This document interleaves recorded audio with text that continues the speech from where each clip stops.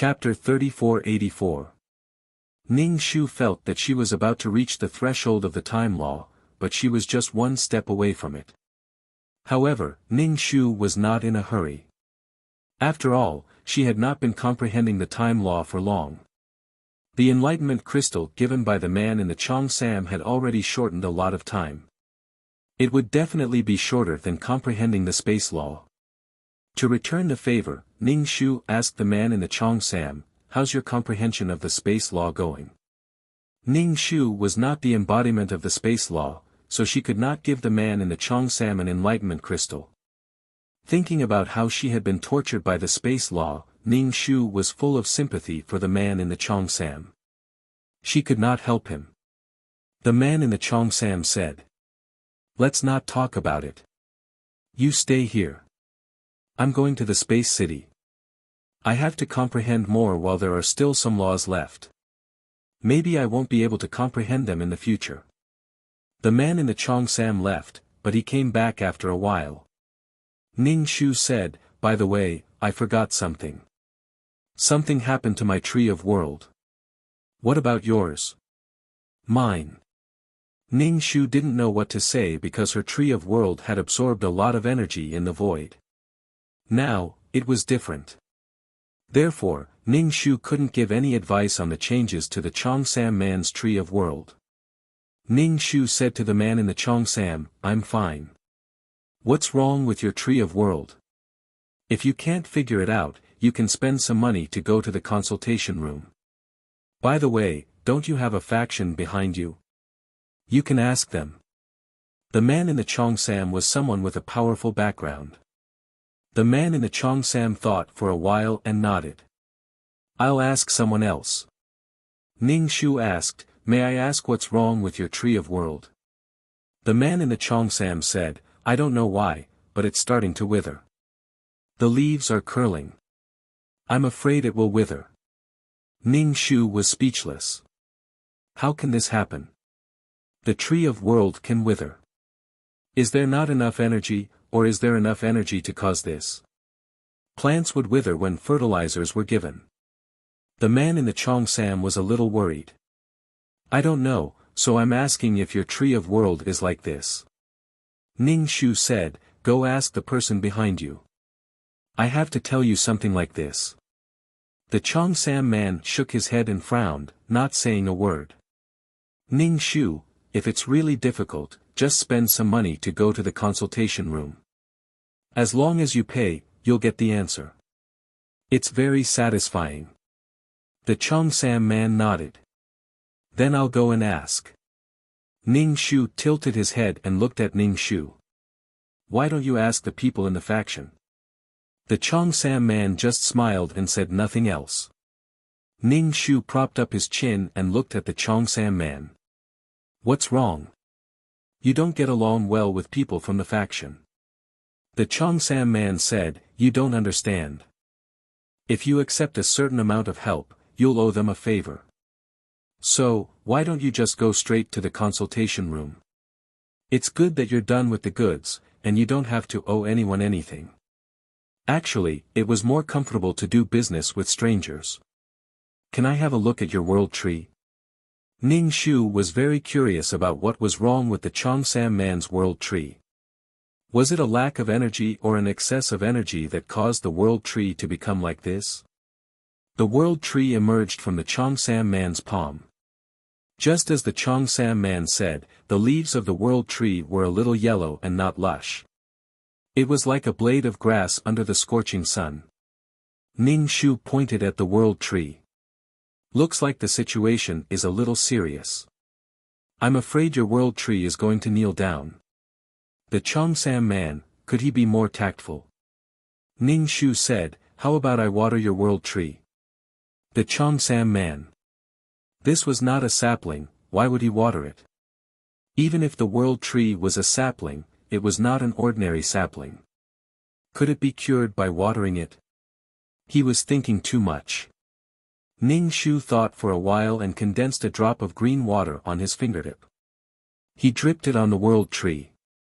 After absorbing the water, the world tree became a little more lively. Its curled leaves stretched a little. Ning Shu said, "See, your world tree is short of water." The Cheongsam man, he looked left and right at the world tree. The world tree is short of water. Ning Shu said, "To be precise, it is short of nourishing energy." He, my water rule and wood rule are very good. The Cheongsam man immediately smiled flatteringly at Ning Shu. "Okay, help me do it again." Ning Shu touched his sideburns with a proud expression and grunted. The Cheongsam man immediately brought the waiter over and said, "You can eat whatever you want. It's my treat." Ning Shu immediately waved his hand. "Forget it, I'm not eating." After eating a mouthful of venomous insect meat, Ning Shu felt full. It was the first time he felt full as a soul after becoming a soul. He also had some indigestion. It was probably the first time he had eaten something like this. His soul was not used to it. "It's not a big deal. I'll help you." Ning Shu condensed a lot of green water droplets and dripped them on the world tree. The world tree greedily absorbed the vitality. Ning Shu said, "There shouldn't be a lack of energy. It's probably lacking vitality. If you want to find more treasures, you have to find something with vitality." The Cheongsam man nodded. "Thank you." Gradually, the world tree's curled leaves stretched out. Although it was still weak, at least there was some vitality now. It seemed that the world tree was about to die in the previous situation. The Cheongsam man heaved a sigh of relief. "It's okay. Thank you. I'll treat you to something." Ning Shu quickly waved his hand. "No, I'm so full now. Don't talk about food. I want to vomit." The Cheongsam man said, "The water rule and wood rule are so good." Ning Shuki pursed his lips. "Come on, I used a bit of the rules in there. There should be some life rules in it." Although she was the will of death, the life rules were still there. The Cheongsam man nodded and suddenly sat down dispiritedly. Ning Shu asked, "What's wrong with you? You look like a dead pig." The Cheongsam man looked at Ning Shu and asked, "Don't you think I'm very weak?" Ning Shu raised his eyebrows. "Why do you think so? Could it be that the Cheongsam man was brave after being humiliated?" The Cheongsam man was not weak. The Cheongsam man said, "I feel so weak." Ning Shu shook his head and said, "There's always someone better than you. There's always someone better." The big shots in the organization were very powerful. Compared to the mission enforcers in the organization, they were very powerful. They were like mountains that people looked up to. However, compared to the creatures in the void, these big shots could not be looked at. It depended on who they were compared to. Ning Shu said to the Cheongsam man, "You're not weak. Compared to the mission enforcers, you're not weak." There were countless ordinary mission enforcers. The mission enforcers were like a pyramid. At the bottom, the mission enforcers with the most ordinary strength were the most. At the top of the pyramid, there were the least. The Cheongsam man should be in the middle of the pyramid. He should be the backbone. He was the main force of the organization, the backbone. Chapter 3485. Most of the low-level mission enforcers weren't very experienced and weren't very strong. Their elimination rate was the highest. The middle-level mission enforcers were already familiar with the organization and were familiar with the missions. Missions still depended on the middle-level mission enforcers. It wasn't easy to nurture the higher-ups. It took a long time to nurture them and there weren't many of them. As for Ning Shu felt that he should be above the middle level. He had almost drowned in the deep waters of the higher-level mission. Anyway, the Cheongsam man wasn't weak. Now, the Cheongsam man was a little emotional. He wasn't like this in the past. Ning Shu said, "We have plenty of time. Take it slow. Don't tell me you're having an emotional breakdown." The Cheongsam man said, "I'm having an emotional breakdown. I feel like I'm stuck in the same spot." Ning Shu shook his head. No, I feel that being alive is the greatest victory. You don't know how it feels to be dead. Thinking back to the time when he was about to die, he had no choice. He didn't want to die in such a pathetic manner. He might as well just kill himself. Don't be dissatisfied. He thought about Mei Ziqing. Ning Shu had forgotten about Mei Ziqing. As time passed, those who had disappeared would eventually be forgotten. Although it wasn't fair, it was just like that. Only those who survived had a future. The Cheongsam man sighed. That's true. I was too impatient. I can't do it in one go. Okay, thank you. Next time, help me with the world tree. Ning Shu rolled his eyes. Why should I? The Cheongsam man said, good friends help each other. Next time, I'll help too. Ning Shu nodded. Okay then. How's your tree of world? The Cheongsam man asked Ning Shu. Ning Shu looked at him from the corner of his eyes. It's not good to rely on my world tree. My world tree is doing very well. I even went to the void and absorbed some energy. My world tree might form faster than yours. The Cheongsam man said. I'm so jealous. Ning Shu, be jealous. Jealousy will make you ugly. While Ning Shu and the Cheongsam man were talking, a guest came in. At first, he thought that it was an ordinary customer. However, when the Cheongsam man saw this customer, his expression changed and he walked towards him with a serious expression. Ning Shu was a little far away, so he couldn't hear what they were talking about. However, judging from their attitudes, that person seemed to be superior to the Cheongsam man. He seemed to be superior to the Cheongsam man. The man in the Cheongsam was a law of time, after all. Since he had such an attitude towards the man in the Cheongsam, it was likely that he was stronger than the man in the Cheongsam. The man in the Cheongsam took out some things and handed them to the man. The man checked the things in the space and didn't say anything. He just looked at the man in the Cheongsam. The Cheongsam man frowned and took out his ID card to swipe it. Only then was the man slightly satisfied. However, the Cheongsam man's expression did not look too good.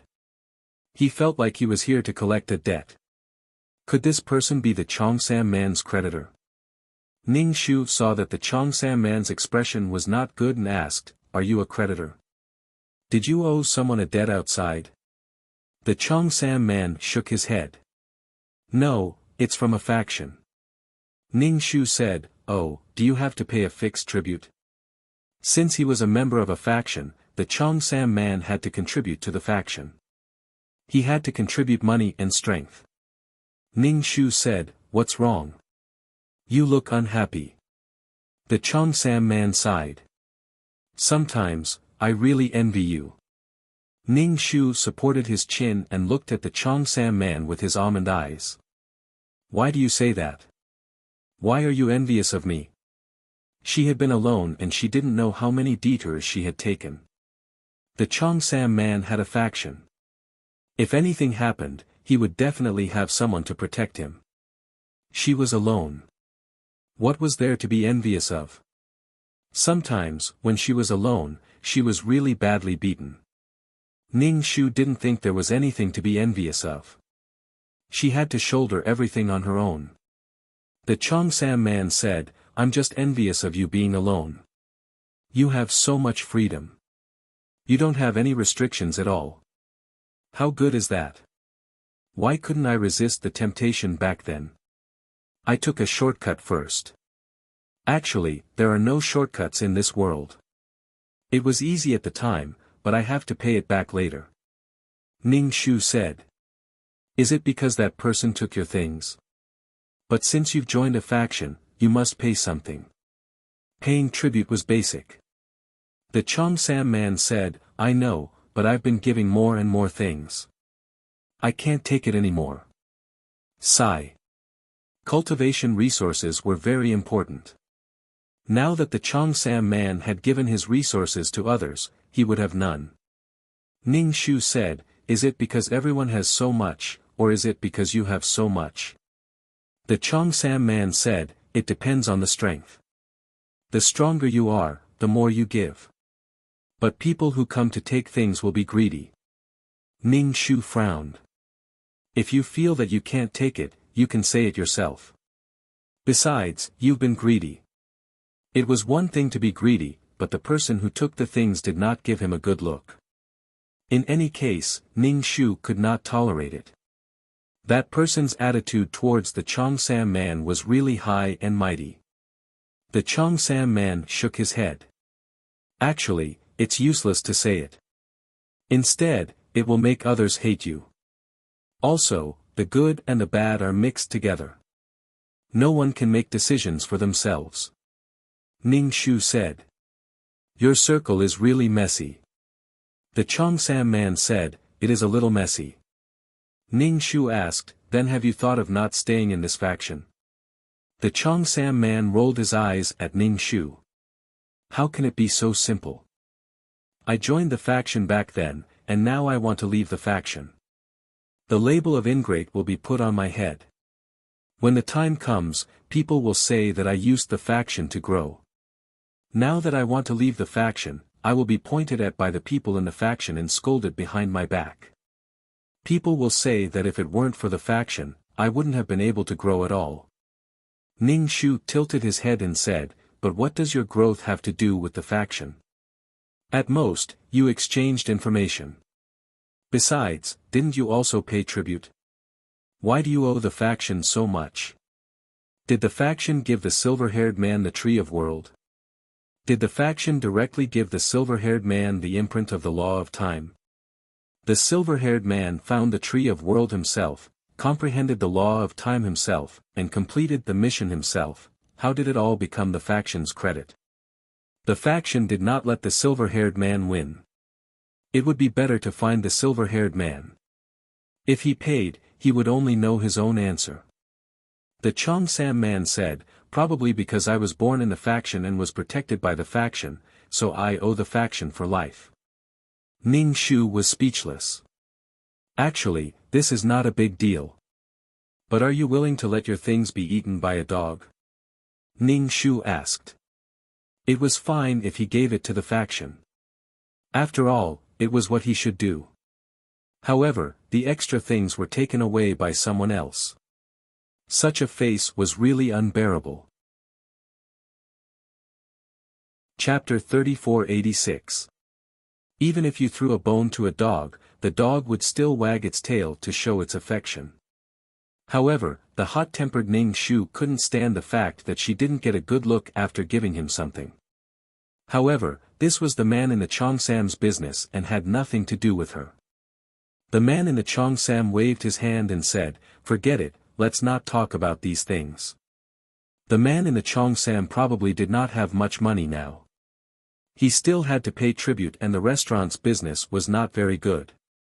He would probably have to eat lotus root in the future. When he was really forced into a corner, he would probably do something. Otherwise, he would be forced to his death. Ning Shu said, your faction is not proper. Some people are secretly corrupt and no one cares. The man in the Cheongsam said, there's nothing to care about. It's just a small thing. Everyone can afford it. If we talk about it, we'll offend them. Ning Shu curled his lips. If it's a small thing, your face won't be so ugly. It's your attitude that encourages his arrogance. The man in the Cheongsam said, you can see through it but don't expose it. Ning Shu chuckled. I like to expose it. No matter where it was, there would be many people who used their power for personal gain. The man in the Cheongsam said, wait until you're stronger. Ning Shu laughed. This was probably self-paralyzing. Wait until you're stronger. Wait a little longer. Ning Shu said, do you think the other party will just wait when you're stronger? Especially when he used his power to get a lot of good things for himself. Are you sure you can catch up? The longer it dragged on, the worse it would be. It was never too late for a gentleman to take revenge, but the enemy was much stronger than 10 years ago. If it was not for the fact that he had no choice but to lie low, he would take revenge on the spot. Ning Shu said, "If you ask me, you should take the opportunity to make a scene and directly leave the faction." The man in the Cheongsam looked at Ning Shu. "Like you who made a scene and left the faction?" Ning Shu shook his head. "Making a scene is a method. No matter what the end result is, it's good for you. If you make a scene, the worst result is that you'll offend someone. In life, it was impossible not to offend anyone.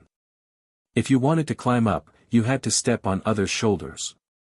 You work hard, but in other people's stories, you are a bad person. If you want to live well and get more resources, you really have to step on others. There are only so many things. If you take more, others will take less.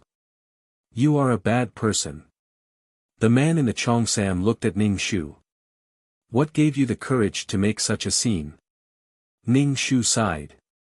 "There are some things that you can only gamble with your life. The worst outcome is death. Don't be too simple about this. The worst that can happen is that you've offended someone from one of the factions. If you want to be an amiable person, you should avoid offending them as much as possible. Otherwise, you'll be the one suffering." In any case, the Cheongsam man gave Ning Shu the impression that he didn't have any sharp edges. He looked amiable. But, the Cheongsam man opened his fan and slowly fanned himself. His eyes were fixed on Ning Shu. Ning Shu touched his face. "I'm telling you, don't be obsessed with me and bring me trouble." The Cheongsam man was speechless. "I'm thinking that you're right. There's a need to counterattack." The Cheongsam man narrowed his eyes slightly. The corners of his eyes were raised. He looked like a lazy fox. He had the means and the vision. If he didn't dare to do it, he would just want to compromise. It was better to avoid trouble. Ning Shu yawned. "Then I'll go. I have to go back to do the mission." The flesh of the creatures in the void wasn't that easy to digest. Ning Shu regretted eating too much. If he had known, he would have eaten less and gone to do the mission. Perhaps it would have been digested. "Wait." The Cheongsam man grabbed Ning Shu's hand. Ning Shu stared at the Cheongsam man's hand. "Are you trying to take advantage of me?" The Cheongsam man said, "You're thinking too much. I'm not trying to take advantage of you. In my heart, your gender is unknown." Ning Shu shook off the Cheongsam man's hand. "Why are you touching me? Don't go. I have something to do." Ning Shu's eyes lit up. "You want to cause trouble?" Not many people were willing to give their things to others. Seeing the Cheongsam man's sullen expression, Ning Shu asked curiously, "What do you want to do?" "Nothing much. I have some good things in my hands. I plan to give them to the faction." Ning Shu raised his eyebrows. He almost understood what was going on. "You are quite cunning, aren't you?" Ning Shu knew what the Cheongsam man was going to do with just this sentence. Using someone else to do the dirty work could also express his loyalty to the faction. Okay. Ning Shu said, "You've been holding it in for so long. Why can't you hold it in this time?" The Cheongsam man said, "You, a person of unknown gender, do things directly when you encounter things. I don't have to hold it in.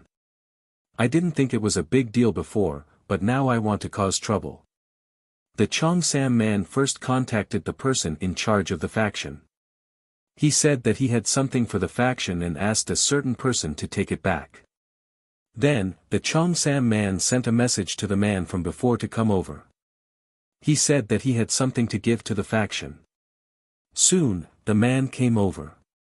When he saw the Cheongsam man, he stretched out his hand and said, "What is it? Give it to me. I'll take it." The Cheongsam man took out a brocade box without saying anything. The box was locked and the Cheongsam man handed the key to him. "The thing inside is very precious. Don't open it casually." The Cheongsam man repeatedly told him not to open it because it was very precious. Seeing the Cheongsam man's cautious look, the man's eyes were filled with disdain. However, he nodded. Okay, don't worry.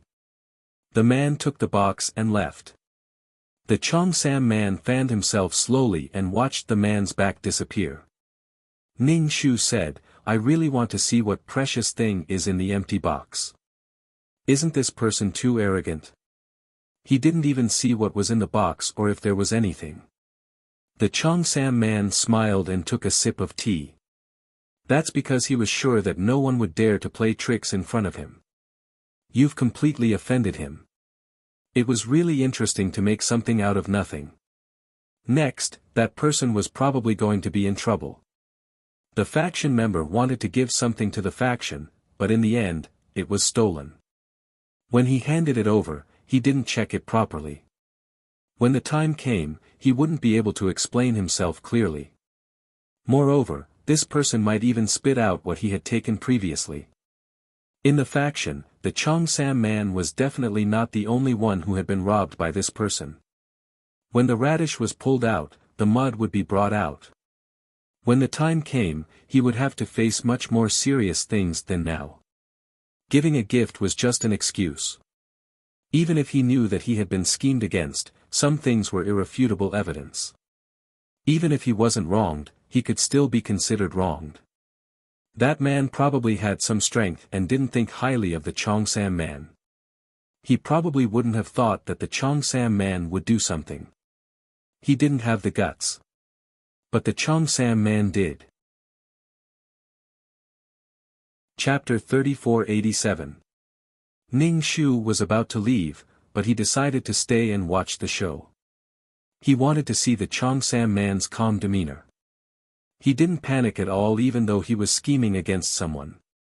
He could keep his composure. Ning Shu continued to comprehend the time laws. It was especially convenient for him to have a time law incarnation next to him. Especially now that the Cheongsam man's Tree of World was in trouble, he needed Ning Shu to give him a chance of survival.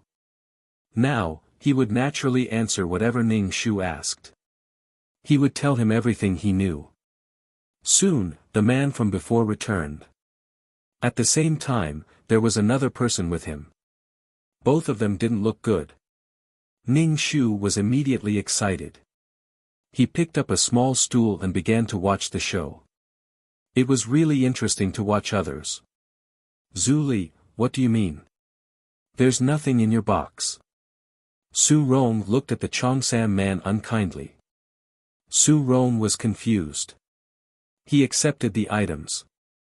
He didn't intend to hand them over to the faction. Many of the good items ended up in his pocket. However, Su Rong didn't expect Zhu Li to tell the faction to take credit. He was told to send the item over. He had no choice but to do so. In the end, when the box was opened, it was empty. There was nothing inside. Su Rong was furious. What did Zhu Li mean? He actually gave him an empty box. People who had survived until now weren't fools. Su Rong immediately sensed that the Cheongsam man was up to no good. He immediately pulled someone over to confront Zhu Li, otherwise, he wouldn't be able to clear his name. The Cheongsam man frowned. I don't understand what you're saying. Do you mean that the item is missing? When I handed the item to you, I even gave you the key. You took it too. The item was clearly inside. The Cheongsam man's expression was very innocent and distressed. It wasn't easy for me to find something good inside. How could it be missing? Su Rong, is that so? The man who came with Su Rong asked him. Obviously, this person's status was higher than Su Rong's. When he questioned Su Rong panicked and immediately retorted, I didn't take the item inside. The Cheongsam man, then what about the thing inside? Big brother Su, it's not that I don't trust you, but when I handed it to you, the thing was inside. Su Rong stared at the Cheongsam man. But we can't be sure if the thing is inside. Maybe there's nothing inside. The Cheongsam man's expression immediately turned solemn. I can swear that the item was indeed inside at that time. Did you check it afterwards? Now that you've taken over, you're the only one who knows where the item went. The Cheongsam man had a worried look on his face as he asked, Big Brother Su, did you really not take it? I already said that this is something to be offered to the faction. Su Rong was stared at by the person next to him. His forehead was about to break out in cold sweat. He immediately retorted, when you gave it to me, there was nothing in the box. The man in the Cheongsam said, why did you take the box if you didn't have anything? I didn't check it at that time. Who knew that such a small person like you would scheme against me? Su Rong looked at the Cheongsam man with a gloomy expression. He felt like he had failed miserably. The Cheongsam man's expression became even more aggrieved and innocent. Big Brother Su, why would I scheme against you? We have no enmity between us. Why would I scheme against you? Isn't it because I usually took some of your things? Su Rong stopped talking. How would I know why you're scheming against me? Who knows if I've offended you in some way and you're holding a grudge against me? Ning Shu was eating melon seeds at the side and watching the show with relish. He felt that these people's catfight was quite good. He felt that the Cheongsam man was a little white flower. He was still so pitiful even when he was scheming against others. As for the referee, he was expressionless. He watched the two sides' performance without saying a word. He probably knew what was going on in his heart. No one was a fool. Su Rong was innocent, but he couldn't explain himself now. Using power for personal gain and stuffing his own pockets. If he wanted to explain one thing clearly, he couldn't explain another thing clearly. This was probably the Cheongsam man's goal. Su Rong's but wasn't clean. He had taken extra things from the faction members. No matter what, Su Rong had to suffer in silence. Su Rong, what's going on? The man stared at Su Rong seriously. Tell me what's going on. What did you do in private? Brother Zhang, it's not what you think. Su Rong's face was full of, I can explain. But he couldn't explain anything. The Cheongsam man didn't speak. This wasn't the time for him to speak. Ning Shu ate a grape and winked at the Cheongsam man. The Cheongsam man also winked at Ning Shu. Ning Shu suddenly felt a chill all over his body. Damn it! Su Rong opened his mouth and finally said with a dejected expression, Brother Zhang, I was wrong. You. Brother Zhang was exasperated. Why are you so short-sighted? How much are those things worth?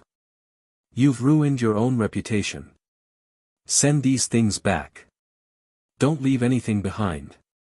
Brother Zhang looked at Su Rong coldly, then turned to the Cheongsam man and said, how much did he take from there? He'll return it to you. Brother Zhang's expression towards Su Rong was not good, but towards the Cheongsam man, it wasn't much better. Strictly speaking, Brother Zhang's impression of the Cheongsam man was even worse. We're all in the same faction. If there's a problem, we can react directly. Doing such a thing makes people unhappy. People in the same faction should be united. What's the meaning of scheming against each other? Brother Zhang said coldly.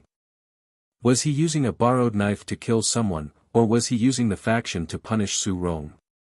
The Cheongsam man's expression also became serious. Even if I say it, it's all bark and no bite. The Cheongsam man said directly, if the faction can't tolerate me, I'll leave the faction. Anyway, I'm just an insignificant person to the faction. Insignificant person. Brother Zhang's expression became ugly. Are you threatening me? Everyone knows whether there's anything in your box or not. I haven't even made a fuss about it. What do you want? If he left this time, everyone would follow suit. After all, this Su Rong had taken a lot of things. If those people all said that they wanted to leave the faction, it wouldn't be a good thing for the faction. These people were equivalent to building up the faction piece by piece. The Cheongsam man was very strong at this time.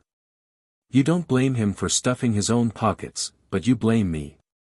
If it weren't for the fact that I had no other choice, would I use this method? I want to leave the faction. The Cheongsam man said firmly. The Cheongsam man who had been sloppy before was now bursting with manliness. It seemed that the Cheongsam man had a purpose in mind. Chapter 3488. Su Rong's expression was very ugly. I will return the item to you. Are you done yet? I didn't say anything when you schemed against me. You want to leave the faction. Once you joined the faction, you couldn't leave easily. Otherwise, the faction would be like a market. Anyone could come and go. What a joke. The Cheongsam man grinned. Should he be grateful for Su Rong's magnanimity? He was relatively weak in the faction. Su Rong didn't receive any punishment at all. He just said that he would return the item and it would hurt him a little. At most, he would restrain himself in the future. Moreover, it didn't mean that Su Rong wouldn't take revenge in private. Since things had already come to this, the Cheongsam man might as well offend him to the end. Moreover, the Cheongsam man didn't believe that Su Rong would let it go just like that.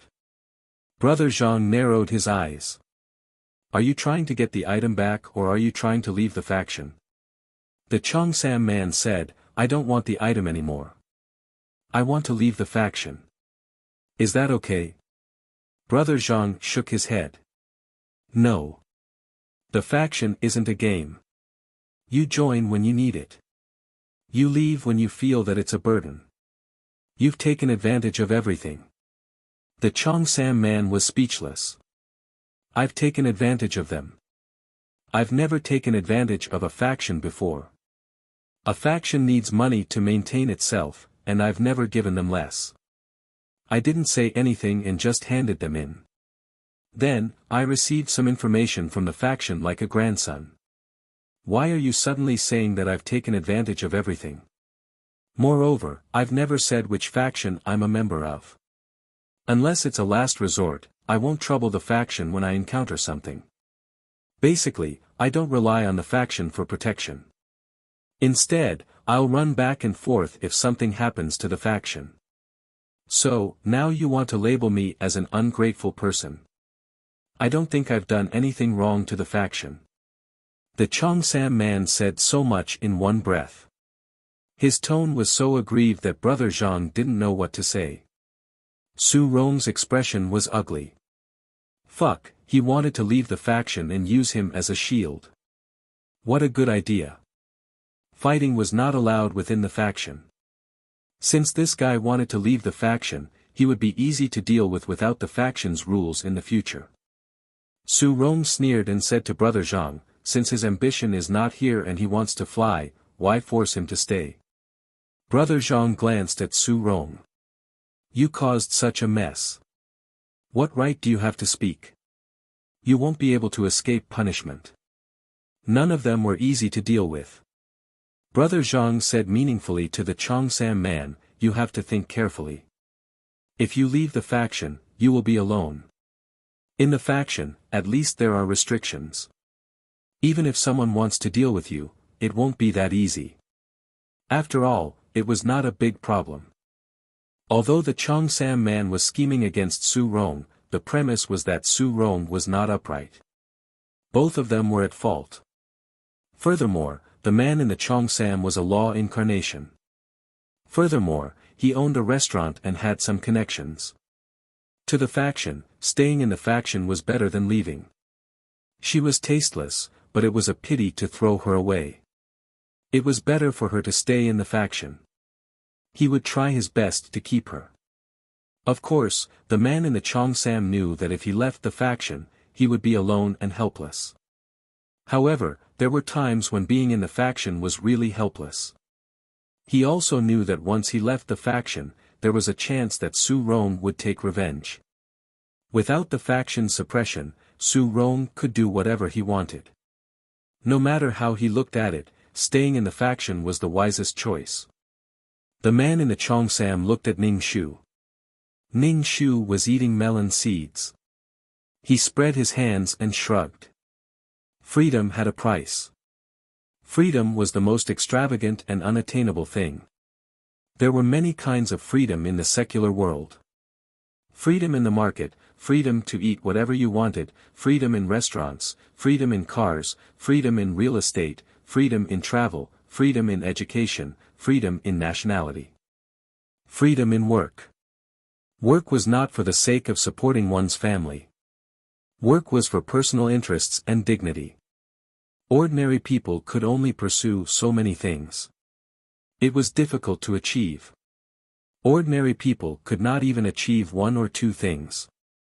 They did not need these freedoms. They were detached from these things. However, for people like them, freedom was even more difficult to obtain. If freedom did not come with a price, it would not be called freedom. From the perspective of seeking advantages and avoiding disadvantages, it was best to let this matter go. Su Rong would not be able to take anything from the man in the Cheongsam in the future. Moreover, with the faction suppression, even if he caused trouble, it would be some insignificant trouble. It would not be painful. Su Rong did not dare to make any big moves. This time, he would definitely be defeated. It all depended on the man in the Cheongsam's choice. If it was the Ning Shu of the past, he would also choose to let it go. After all, living was the most important thing. However, Ning Shu would not choose to do so now. After dying once, he had to have some goals in life. In the past, he could only be a coward without strength. Now that he had some strength, he naturally had to be arrogant and do something he wanted to do. Otherwise, what was the point of being strong? The man in the Cheongsam was also clear about the stakes, so he was probably in a dilemma now. Ning Shu was eating melon seeds as if nothing had happened. She could not give any opinions and would not participate in this matter. In case the man in the Cheongsam regretted it in the future and resented her in his heart. The friendship between gentlemen was as clear as water. The pursuit of something is painful and painful. The man in the Cheongsam smiled and said to Brother Zhang, "Thank you, Brother Zhang. This matter is my fault. According to the faction's rules, there is no place for people like me. Actually, I want to save some face and take the initiative to leave the faction. I feel that I have no face to stay in the faction. I think it is better for me to leave." Brother Zhang looked deeply at the man in the Cheongsam. He looked a little angry. He had already tried to persuade him to stay, but the man did not give him face. It was really annoying. He was slightly angry and his voice was cold. Since this is the case, the faction will not force anyone to stay. However, the faction is not a market. You can leave as you wish. There are no rules. Therefore, if you want to leave, you have to pay the price. The man in the Cheongsam cupped his hands. "Sorry, I was stubborn. I am willing to accept any punishment." Brother Zhang's conditions were harsh. 20 million merit points. 20 million merit points was not a low price. Ning Shu suddenly sneered. The faction made money like drinking water. Usually, the members of the faction would give a lot of tributes. Now, before leaving, they had to extort a lot. This was equivalent to leaving. They actually wanted a large sum of money as compensation. It was really interesting. Ning Shu's mocking laughter attracted the attention of Brother Zhang and Su Rong. The two of them looked at Ning Shu. Ning Shu and Ning Shu were eating melon seeds at the side and did not interrupt. Now that he had mocked them, the two of them were unhappy. They were talking here. What did he mean by laughing suddenly? Chapter 3489. And there was a hint of mockery in his laughter. Ning Shu casually threw the melon seed shell on the table. "Do whatever you want. I'm just here to watch the show, 20 million merit points. Why don't you go rob someone?" Looking at the Cheongsam man's expression, even if he took it out, it would probably cost him a lot. After all, the living environment was not very good now. Without taxes, the restaurant's business was just so-so. Even if the Chongsam man's family had mines, 20 million merit points was not a small amount. This is the sect's rule, Brother Zhang said. Ning Shu casually played with his fingers and looked at his slender hands. They were so beautiful. He was mesmerized by himself. Rules, the sect's rules. No matter what the rules are, you guys have the final say. Does the organization know that you guys are so greedy? Is it really okay to wantonly exploit ordinary mission enforcers? If the organization was compared to a court, then these factions were probably the ministers of the court. Everyone depended on the organization for survival. Now that the sect was doing this, it was undoubtedly digging meat out of the organization. Brother Zhang sneered. This is using the organization to oppress people. Ning Shu nodded. Yes, using the organization to oppress people. You guys use the sect to oppress people, so we use the organization to oppress people. Who didn't know how to play the flag? The Chongsam man immediately grabbed Ning Shu's arm and leaned his head on Ning Shu's shoulder. He said pitifully, "Dear, you have to help me." Ning Shu was speechless. Fuck, so disgusting. What the hell was this? It was so disgusting and embarrassing in front of so many people. Looking at the two of them, Brother Zhang and Vanity looked disgusted. Su Rong sneered. No wonder he's so stubborn. He has someone to rely on. Ning Shu shook his head. I'm not trying to help him. I'm just shouting when I see injustice. Brother Zhang could not understand what Ning Shu meant. He only said, "This is our sect's family matter. We're family matters. Why are you, an outsider, interfering?" Ning Shu sighed. I know this is your family matter, but I'm a very warm-hearted person. I feel uncomfortable if I don't do something. Brother Zhang, Su Rong. If you're so warm-hearted, why don't you help the old granny cross the road? Su Rong still wanted to say something, but Brother Zhang raised his hand to stop Su Rong. Su Rong almost choked to death and swallowed the words he wanted to say. The feeling of swallowing back the vomit was extremely disgusting and uncomfortable. Brother Zhang glanced at Ning Shu and looked at the man in the Chongsam who was leaning on Ning Shu. He was as disgusting as a weak woman. Brother Zhang said, "That's the rule of the faction. 5 million merit points." Ning Shu raised her eyebrows. The price dropped from 20 million to 5 million. Even if it was 5 million, he would still be able to earn it. The Chongsam man's expression changed unpredictably as his thoughts fluctuated. In the end, he sneered silently, tidied up his clothes, and cupped his hands at Brother Zhang. Thank you for the faction's care during this period. I'm willing to give you 5 million. Just treat it as buying a lesson. If it was any less, this matter would probably be over. The Chongsam man took out his ID card and hesitated for a moment. In the end, he reluctantly paid 5 million merit points. Brother Zhang received the money and said to the Chongsam man, "You're on your own." Brother Zhang turned and left. Su Rong looked at the Chongsam man with a complicated expression. Then, he looked at Ning Shu who was eating melon seeds and looked a little confused. He probably didn't understand why Brother Zhang had compromised. Su Rong was a little afraid, but he wouldn't let it go just like that. He would feel uncomfortable if he didn't get back at them. After the two of them left, Ning Shu said to the Chongsam man, "I helped you save so much money. You have to treat me." The Chongsam man was still distressed about the 5 million. He couldn't give 20 million. However, if Ning Shu hadn't said a few more words, the situation would have been in a stalemate. Things had turned out like this. He had already offended Su Rong, but he still stayed in the faction. It was really annoying and embarrassing. The Chongsam man nodded. Okay, you can eat whatever you want in the restaurant in the future. I'll treat you. A few dishes didn't cost much. The Chongsam man touched his chin and looked at Ning Shu up and down. What's going on? Ning Shu spread his hands. How would I know? He probably knows that you can't give him 20 million, so he's being merciful and asked you to give him 5 million. This stalemate is embarrassing for both of us. The Cheongsam man rolled his eyes. He was lying to a fool. It was obvious that Brother Zhang was afraid of her and wouldn't give in.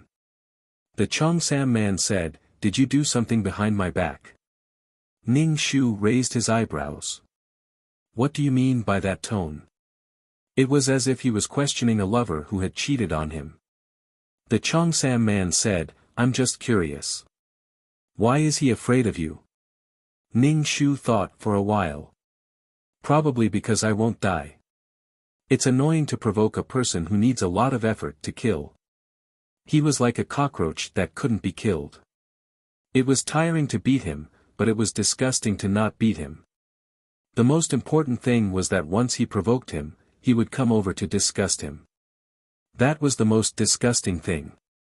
The Cheongsam man said. Are you serious? Why does it sound so mysterious? Ning Shu was depressed. Why didn't anyone believe her when she was telling the truth, but when she was talking nonsense, someone would believe her? The Cheongsam man had some thoughts in his mind, but he didn't think too much about it. Everyone had their secrets. He held Ning Shu's hand and said sincerely, "Thank you." Ning Shu pulled her hand out. This guy was definitely taking advantage of her. The Cheongsam man held Ning Shu's hand tightly. When Ning Shu tried to pull her hand out for the first time, she didn't manage to do so. She only pulled her hand out for the second time. Ning Shu wiped her hand and felt that the Cheongsam man was really greasy. Don't touch me. It's filled with the smell of cosmetics. He had touched so many women's hands that he had calluses. The Cheongsam man said. I'm just thanking you. Why are you so sensitive? Is it because I'm holding your hand? You're shy. Ning Shu rolled her eyes. Hurry up. Men and women shouldn't touch each other. Don't take advantage of me. Be a gentleman. Treat me with the same attitude you treat other women. Be careful or I'll destroy you. Ning Shu smiled slightly, which made the Cheongsam man shiver. The Cheongsam man said. I'm just joking. Don't be so serious. What do you want to eat? It's my treat. Do you want to look for treasures? I'm really poor now. 5 million would be gone in one go. Ning Shu shook her head. No need. I'm going to do a mission. The Cheongsam man looked at her strangely. Why do you like to do missions so much? Ning Shu was speechless. Because my soul power is weak, maybe after a while, the skeletons will collect more soul power. After all, I've connected 5 more worlds. There might be more souls that have lost their intelligence. In fact, such weak souls without intelligence might not even be able to enter the world of reincarnation. They would just dissipate in the world of living. Chapter 3490. The man in the Cheongsam lost 5 million yuan, but he was now alone, which was something worth celebrating. Seeing the man in the Cheongsam relax, Ning Shu couldn't help but remind him, Su Rong will definitely come to make trouble for you. It's not over yet. Su Rong would definitely be punished by the faction for what he had done, and the man in the Cheongsam would definitely be blamed for it. The man in the Cheongsam didn't care very much. I'll deal with it when the time comes. If he really wants to make trouble, I'll accompany him. Now that he was no longer in the faction, he wasn't afraid of him. Ning Shu shook his head and said, You're alone now, but he has the faction behind him. This time, you've embarrassed the faction. Do you think the people in the faction will help you instead of their own? The man in the Cheongsam leaving the faction seemed to be a harmful thing, but he did it. Sometimes, people didn't care about the benefits. They just wanted to do what they wanted to do. The man in the Cheongsam narrowed his foxy eyes and said to Ning Shu, When the time comes, I'll use your name to intimidate others. Ning Shu said. Get lost. Her name might not be useful. The people in the faction had backed off. They probably thought that she was the kind of person who couldn't be bothered to deal with. However, if the other party was serious and determined to fight with her, Ning Shu felt that it would be very troublesome. Backing off this time didn't mean that he would back off next time. Ning Shu said, "You'd better avoid it. When you're not strong enough, don't be a coward." He had to know when to relax. Even if he wanted to be tough, he had to have a purpose. He couldn't be tough for nothing. The man in the cheongsam nodded. "I know. In the future, I'll try to do more tasks and find more treasures. I won't wander around." The man in the cheongsam also knew that he had offended the faction. Maybe they would find something wrong and take revenge. The man in the cheongsam frowned. He felt that this restaurant might be in danger. The man in the cheongsam stole a glance at Ning Shu. Ning Shu looked at him sideways. He wanted to see what the man in the cheongsam was up to. "You're too much. Sorry, I don't know you.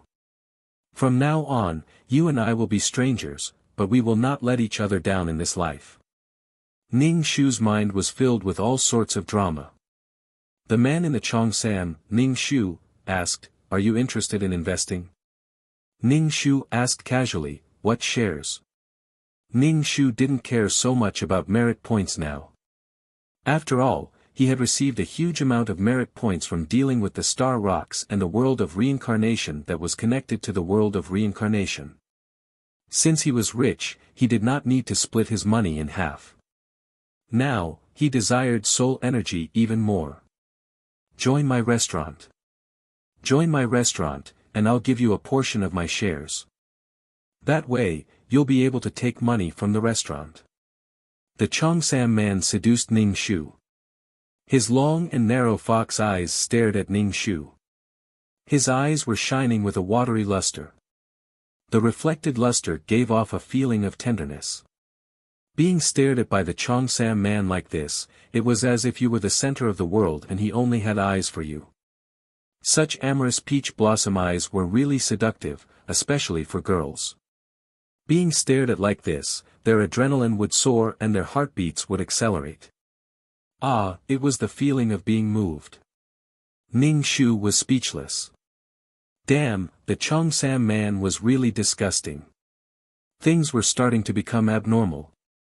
Ning Shu was about to speak when the cheongsam man placed his slender finger on Ning Shu's lips, stopping Ning Shu from speaking. "I don't want to hear any rejection." Ning Shu punched the cheongsam man's face.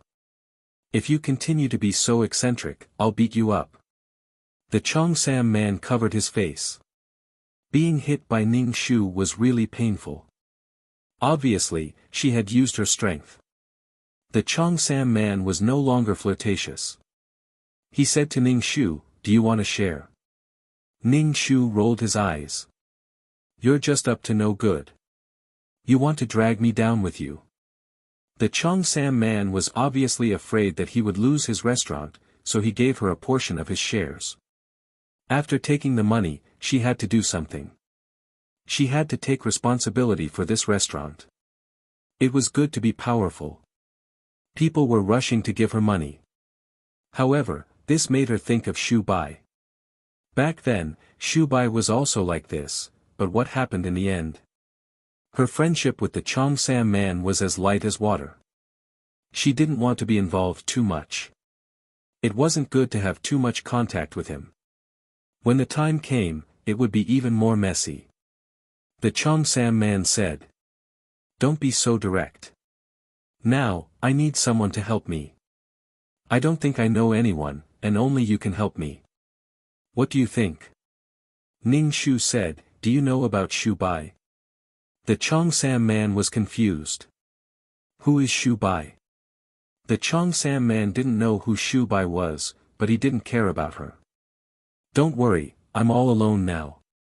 Although I don't know how strong you are now, since you can make Brother Zhang give in, you shouldn't be too bad. I won't treat you unfairly."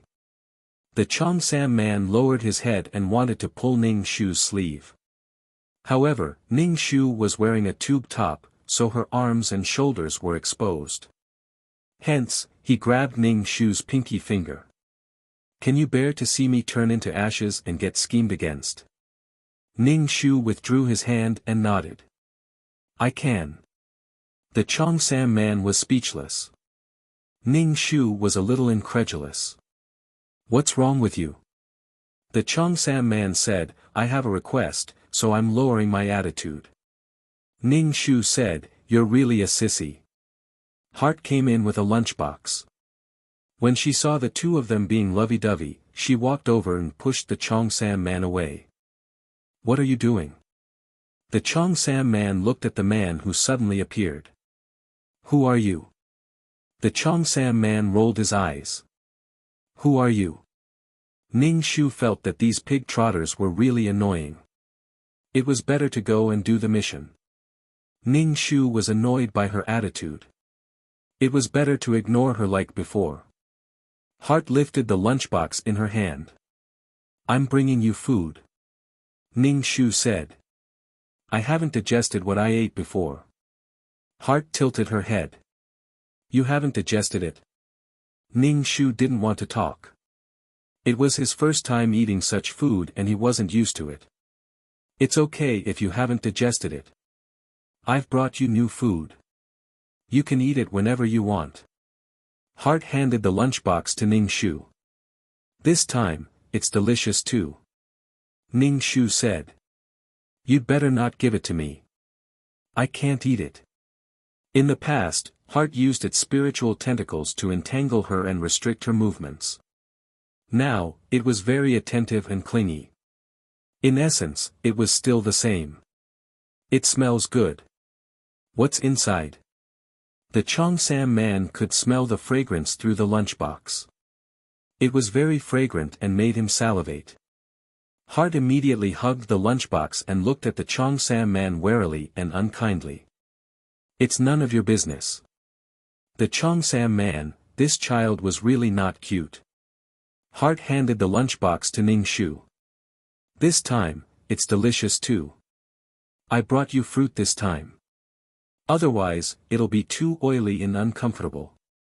Ning Shu, to take it or not, that was the question. How did Heart evolve so quickly? Chapter 3491. The heart was now broken and her methods were different. It was different from before. The silver-haired man was still the best. The people he taught had all become better. The heart could now use a soft knife. She couldn't accept it, but it wouldn't be good if she didn't accept it. Ning Shu waved her hand and said, keep it for yourself. I'm really not hungry. I haven't digested it yet. You don't have to send me food so often. Ning Shu still refused. The Chongsam man was a little greedy. It was too fragrant. He said, I'll eat it if she doesn't want it. The heart didn't care about the Chongsam man at all. Who is it? Why should I let you eat it? Ning Shu stood up and said, I'm going back. I'm going to do a mission. Don't go. The heart and the Chongsam man shouted at the same time. Ning Shu turned around and looked at the two pig trotters. The heart said, you haven't taken the food box. The Chongsam man said, you haven't invested yet. The Chongsam man looked at Ning Shu sincerely. I really hope you can invest. The Chongsam man was a little doubtful now. He couldn't even give out money now. No one wanted his money. Actually, this was the sorrow of not having power. However, the Chongsam man didn't regret leaving the faction. He was really relaxed now. However, there were a lot of things to face after relaxing. Ning Shu nodded. Okay, I'll invest. If someone wanted to use her name, she would take the money. Ning Shu gave him a heads up.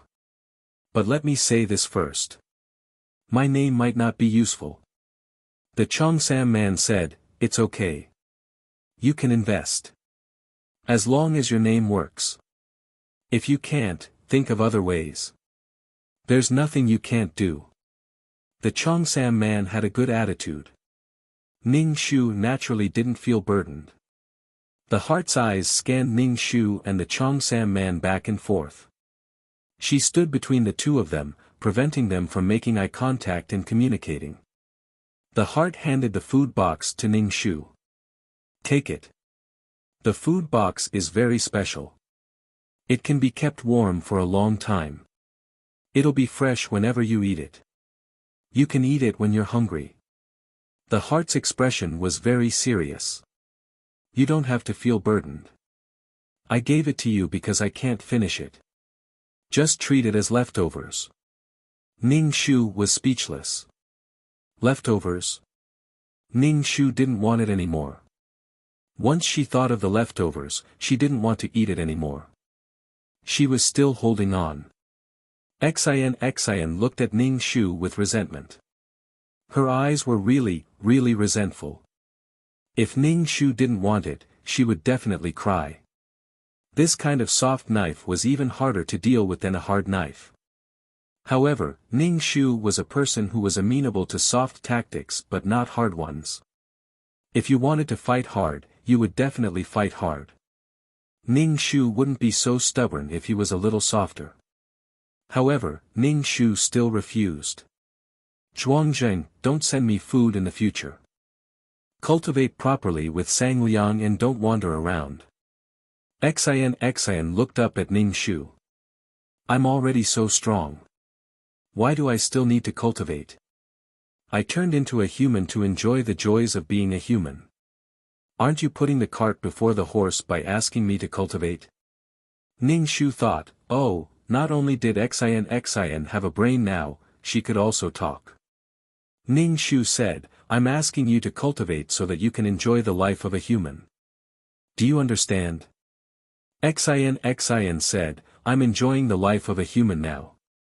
I'm not neglecting my cultivation. Do I need to cultivate? Do I? Xin really wanted to punch him. Xin pouted and said with a wronged expression, at the end of the day, you just don't want my things. I'm giving you food and I'm not asking you to return it. Why are you so against it? Xin had never heard of the saying, if you take a gift, you have to be soft-hearted. Xin wanted to taste love. It wanted to become a human and experienced the 7 emotions and 6 desires. However, Ning Shu couldn't give him the result he wanted, so Ning Shu didn't want the heart to waste time on him. Ning Shu felt that his heart should find a girl, someone he liked, and experienced the sweetness of love. Ning Shu felt that there was a seniority difference between him and the heart. Ning Shu kindly looked at his heart and said, good child, in the future, if you have anything to eat, keep it for yourself. I don't need you to always send food to people who want to send it. He was not happy with Ning Shu's attitude, treating him like a child. It's my business to send you food. It has nothing to do with you. The person I want to send food to is you. I like this feeling. I miss you, so I send you food. His heart enjoyed this feeling. Ning Shu was speechless. That was what the heart could say. There is often a saying in love, I like you, but it's none of your business. In this regard, Ning Shu just wanted to roll his eyes. The man in the Cheongsam waved his fan, clicked his tongue, and said to Ning Shu, deceiving an ignorant and innocent young man, you are so bad. Oh my God. Can't you see that I'm very distressed? The heart placed the lunchbox on the table and left without saying anything. His attitude was, I gave it to you, so you can do whatever you want with it. It's up to you to eat it or throw it away. It could be seen that the heart was angry. Ning Shu now had the feeling of being entangled by her heart's spiritual tentacles. It was an uncomfortable feeling of being restrained. Ning Shu felt that she was a woman in her bones. She didn't like to be restrained, nor did she like other people bringing her trouble. Now that the heart was troubling her, her first reaction was that she didn't want to have anything to do with it anymore. The man in the Cheongsam sniffed the food box like a dog and asked, are you going to eat it or not? If you're not going to eat it, you're going to give it to me? After becoming a soul, it was the first time that he wanted to eat like this. His appetite was aroused. The man in the cheongsam was about to open the food box, but he was stopped by Ning Shu. "What are you doing?" "This is for me." The man in the cheongsam was speechless. "Didn't you say that you don't want to eat it? Anyway, it's already here. It's a waste if you don't eat it. I don't know why that young man likes you. He probably doesn't know your nature. Poor young man's heart. You don't want to establish a close relationship with others. That child is destined to have no chance." The man in the cheongsam's foxy eyes were like X-ray vision, and he saw through Ning Shu. Ning Shu waved his hand. "You say that you like to establish a close relationship with others." The man in the cheongsam said indifferently, "Yes, I don't like to establish a close relationship with others. People like us don't entrust our hopes and lives to others. Expecting others to have a conscience, a sense of responsibility, and be good to you is not as good as being strong yourself. That young man, you'd better make it clear to him, so that he won't affect you and waste his time. People who are not the same type are destined to have no result. The most important thing is that you don't like him." The man in the cheongsam fanned himself. "People like you should find someone like me. I'm mature, charming, and can see things clearly." Ning Shu rolled his eyes and chuckled. "I don't like greasy men who touch girls' hands for no reason." The man in the cheongsam didn't look greasy, but his behavior was very greasy. He flirted everywhere. Although it was fake, he was very greasy. Chapter 3492. Ning Shu knew that the cheongsam man was joking. He could say that to every girl. Coward. He only dared to flirt. But if the girl got serious, the cheongsam man would run away immediately and despise him. Ning Shu wanted to mock the cheongsam man, but he had an idea. Then, Ning Shu opened his hand and the world tree emerged from his palm. It was getting bigger and bigger. Soon, it would burst through the restaurant. Ning Shu immediately put the world tree away. But his palm was itchy. It was obvious that the world tree wanted to come out. The cheongsam man saw Ning Shu's world tree. It was lush, thick, and full of leaves. It had grown so big. Jealousy made me unrecognizable. Anyway, the cheongsam man was very jealous. His world tree was weak. He didn't know if it could succeed in the future. It was just a seed that fell behind his world tree. Now, it had grown into a towering tree. What kind of fertilizer did he use? Did he use some hormones? Otherwise, how could there be such a big difference? Ning Shu was quite excited. The world tree had absorbed so many good things. The vitality in the void and the evolution power that Mo Ming had given him. Ning Shu said to the cheongsam man, "I'm leaving." Now, the world tree seemed to want to break out of its cage. It wanted to rush out of her soul.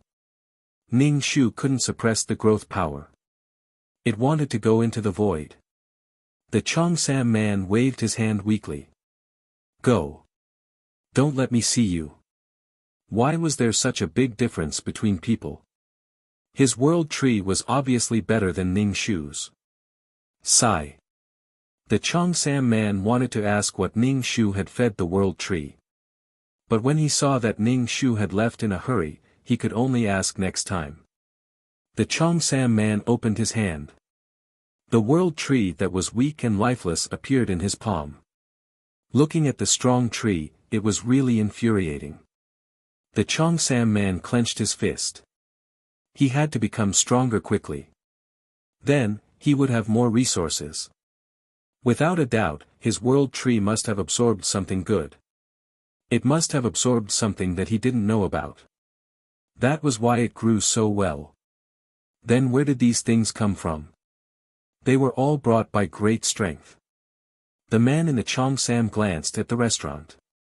He couldn't just stay in the restaurant for no reason. He had to seize the time to become stronger. Otherwise, it would be very awkward if someone else found out. To be honest, no man was willing to be weaker than a woman. Although people of their social class had already seen through gender, regardless of whether they were male or female, they were all the same. Women also did not need to give birth to children to serve their elders and husbands. However, a man's pride had already been branded into his instincts. He would not allow himself to be weaker than a woman. In order to be able to talk to Ning Shu in the future, he would flirt with her from time to time. He had to become stronger. Otherwise, he wouldn't be able to interact with her in the future. After all, they weren't on the same level. Naturally, there would be less interaction between them. The man in the Cheongsam still valued Ning Shu as a friend. He had a bottom line and was quite interesting. Most importantly, he was quite generous. It was more comfortable to interact with such people. The Cheongsam man asked the shopkeeper to redo the accounts and planned to give 30% of the profits to Ning Shu. There was no other way.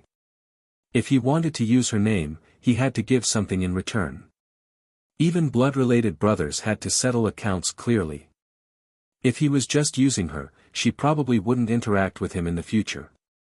That guy was very vengeful. Ning Shu flashed into the void.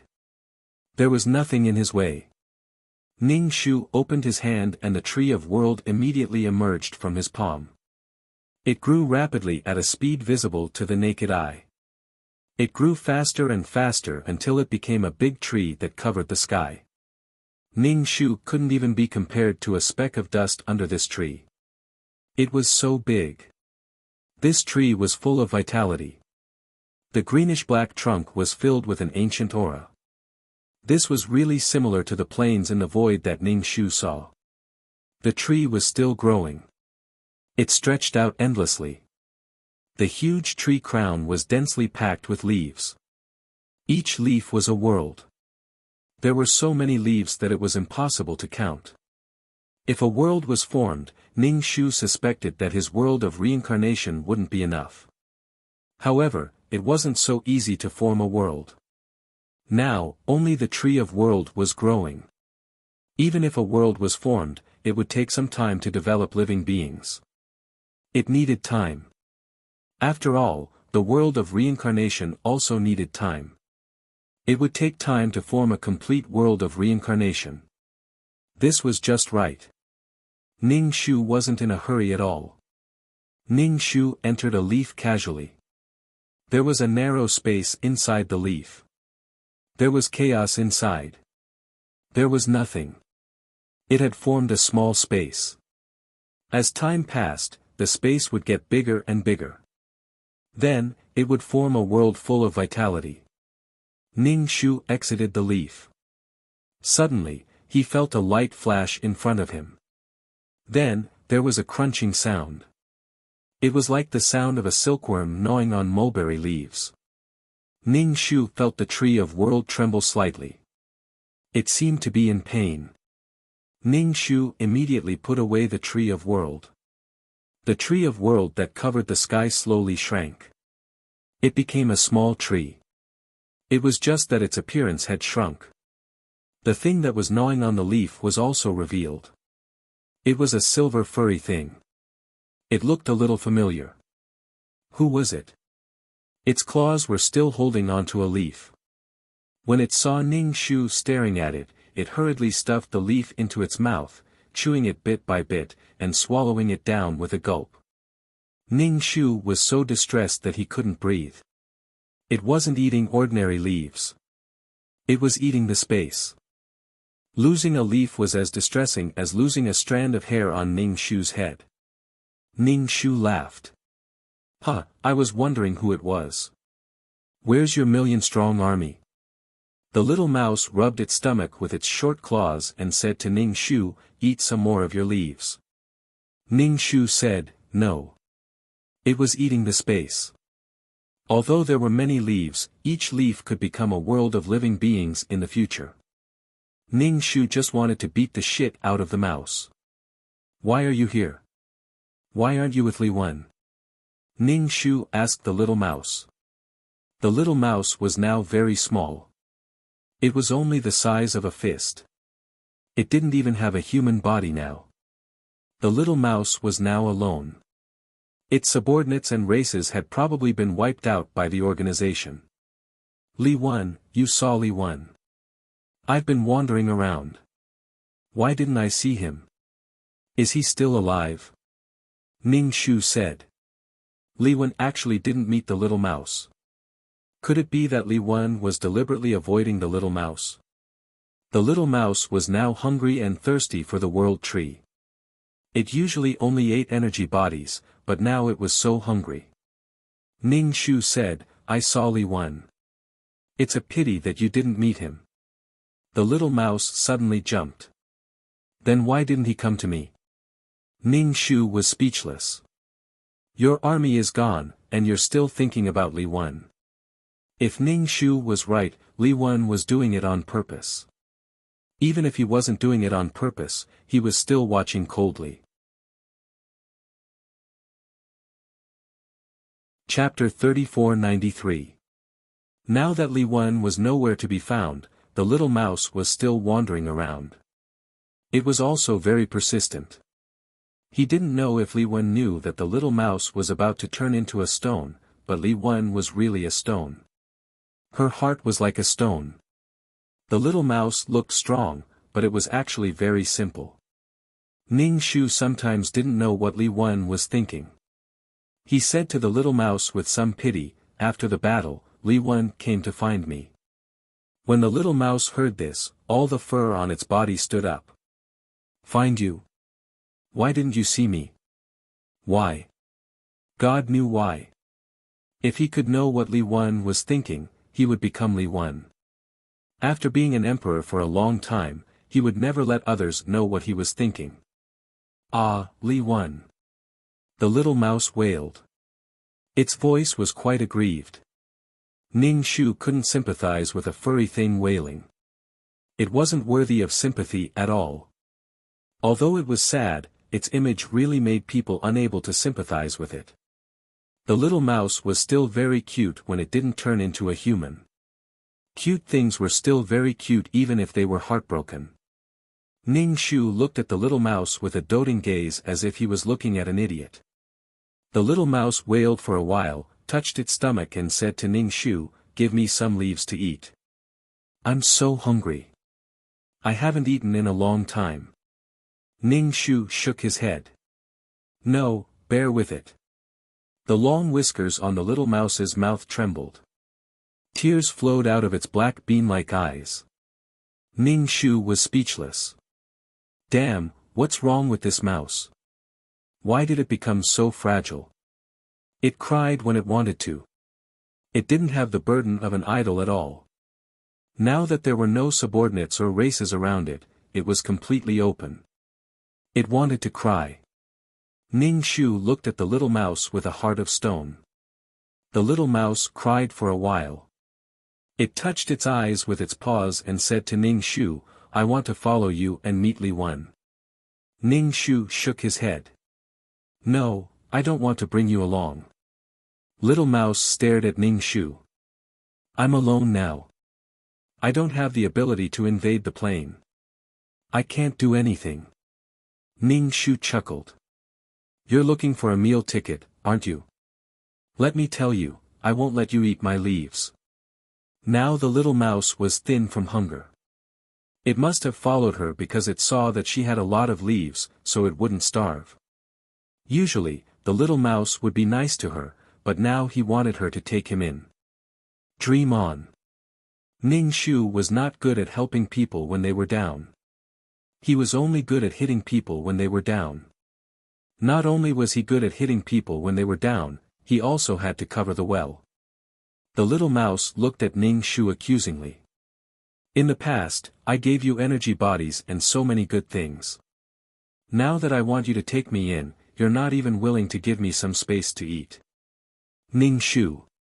Give me some space. Damn, these words were said so easily, so lightly. It was not a matter of giving him a few peanuts. The little mouse said aggrievedly, that's fine. I can eat plain fragments too. Ning Shu rolled his eyes. I still have to pick up fragments for you to eat and raise you. Why should I raise you? If the organization knows that I'm raising you, they will eat me. The little mouse shook his head. They won't. I'm no threat to your world now. Those people can't be bothered to care about me. And I won't invade and devour these plains now. I'll eat some plain fragments to make a living. Ning Shu chuckled. Then tell me, why should I take care of you? Why should I look for plain fragments for you? Actually, finding plain fragments was very simple. Every time she went to deal with the star stones, she would pick up some on the way. But Ning Shu was not happy with Little Mouse's attitude. It was his honor to let her raise him. She was not Little Mouse's parents. How could she take it for granted? Am I going to invite an ancestor home? She did not serve him. Even Li Wen could give up Little Mouse. What responsibility did she have for Little Mouse?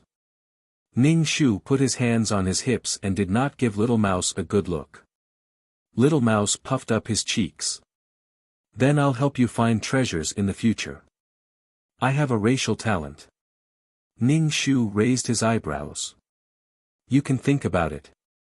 What's there to think about? Who knows how many good treasures there are in the Void Land? I'm all alone now. Otherwise. Ning Shu heard it. Otherwise, he would not be with you.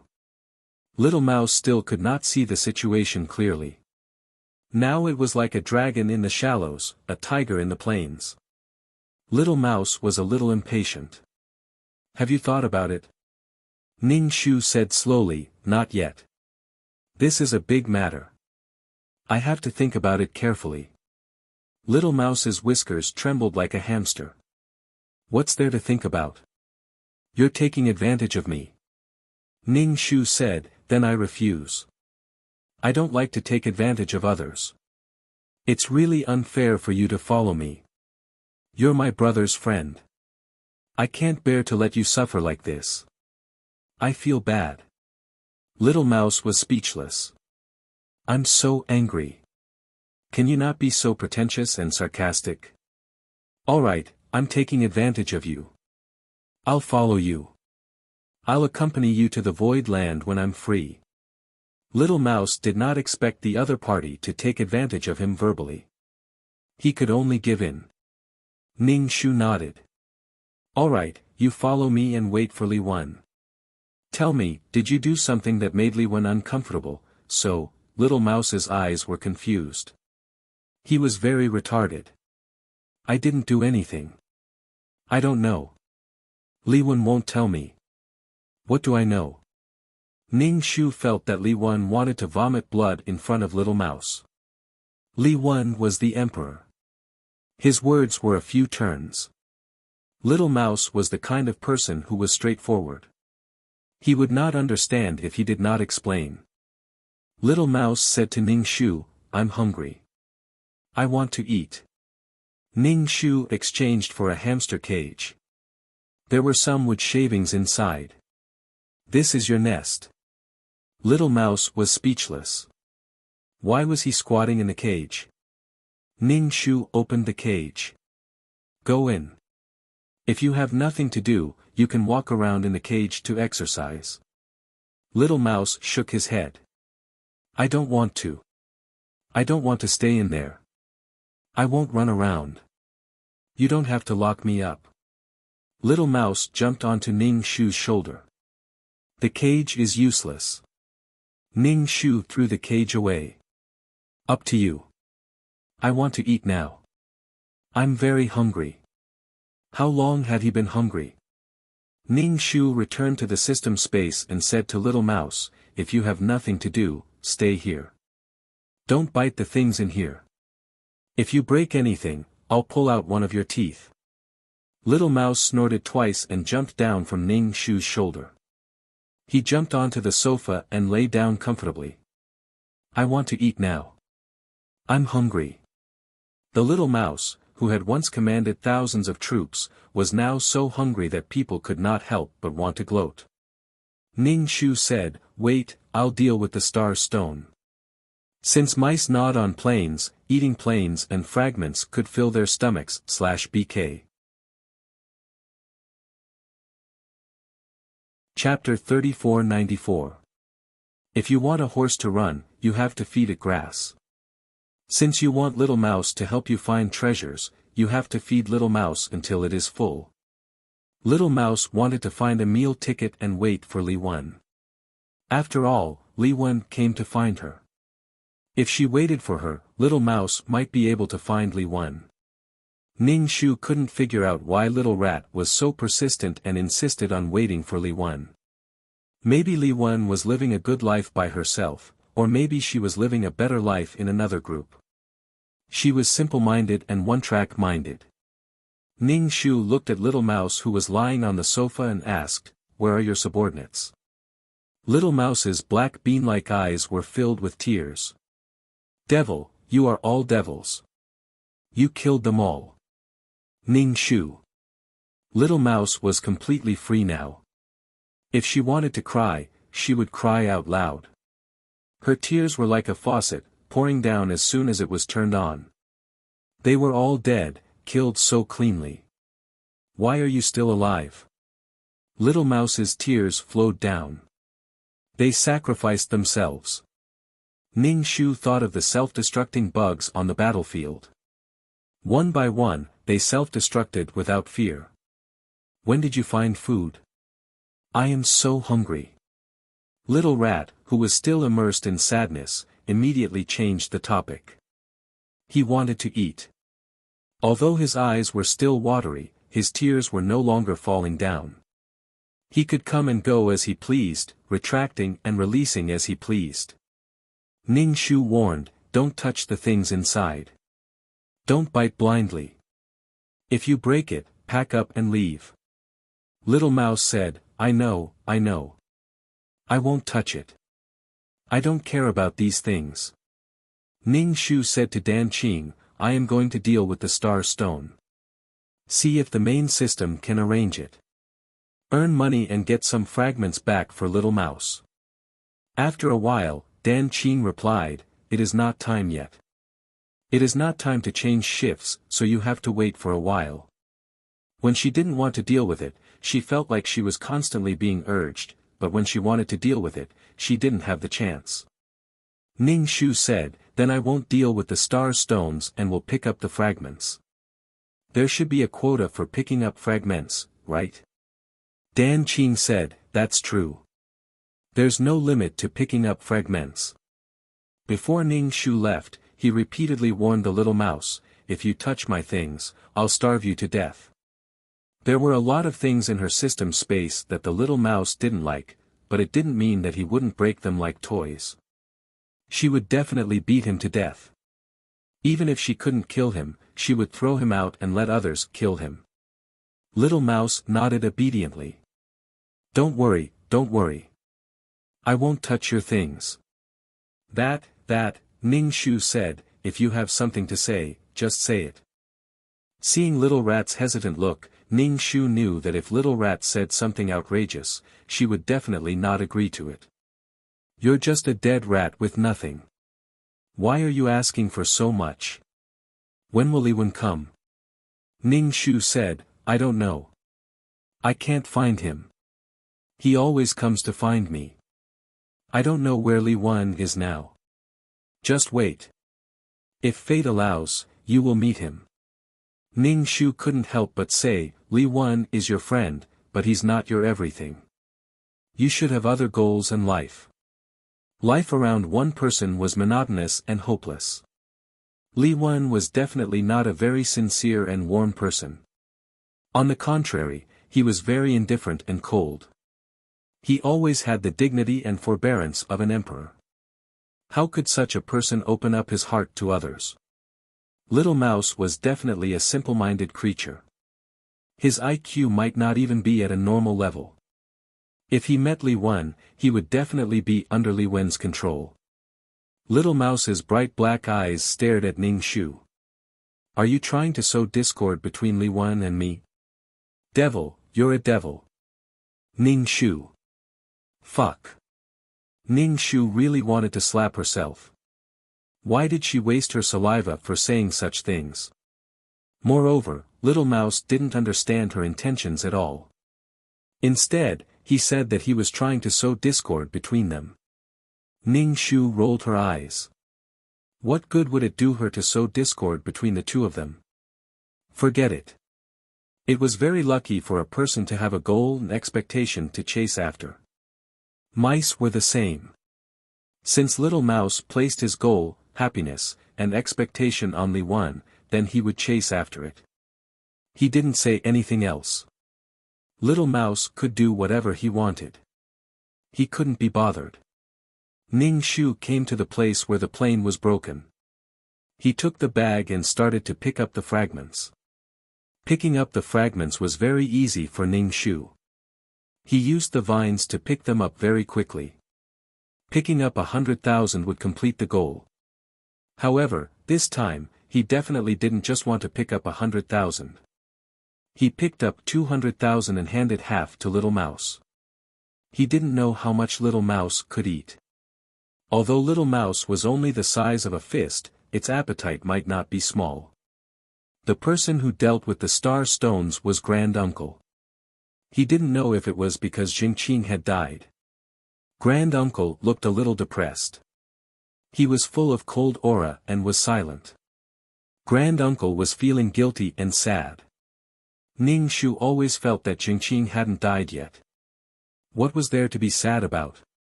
However, Jingqing should have nothing to do with Grand Uncle after his rebirth. After picking up the fragments, Ning Shu handed in the 100,000 mission and took it back. Ning Shu threw the bag to Little Mouse. I found some fragments. You can eat them. Little Mouse went directly into the bag. Then, there was the sound of crunching chips coming from the bag.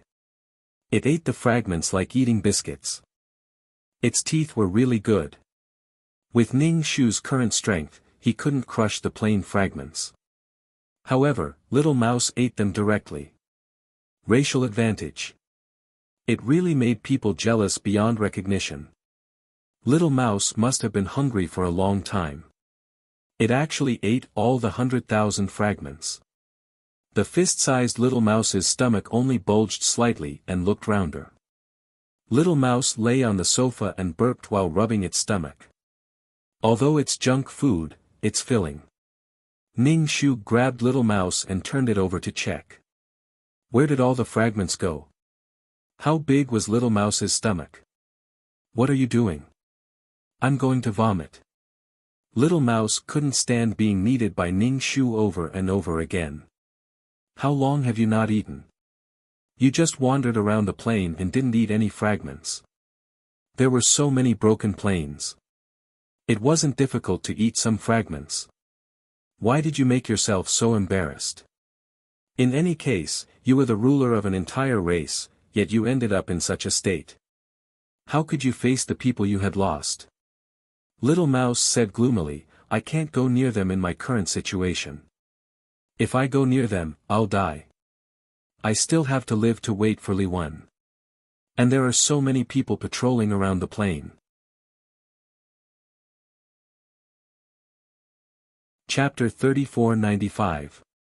With the Soul Army patrolling, he didn't dare to get too close. Otherwise, he would be easily discovered. And Little Mouse didn't know if those people had discovered him or not. If he was discovered, he would definitely be eradicated.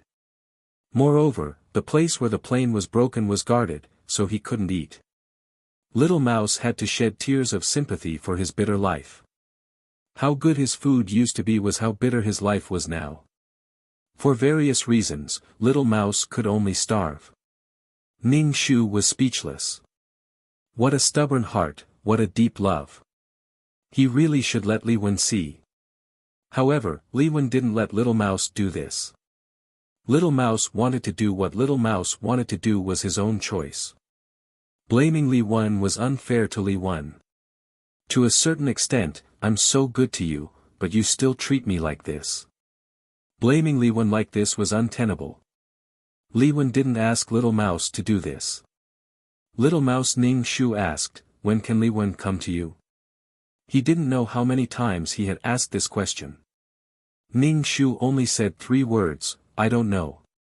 Ning Shu played with Little Mouse over and over again. After confirming that the little mouse had eaten all the fragments, he directly threw Little Mouse on the sofa.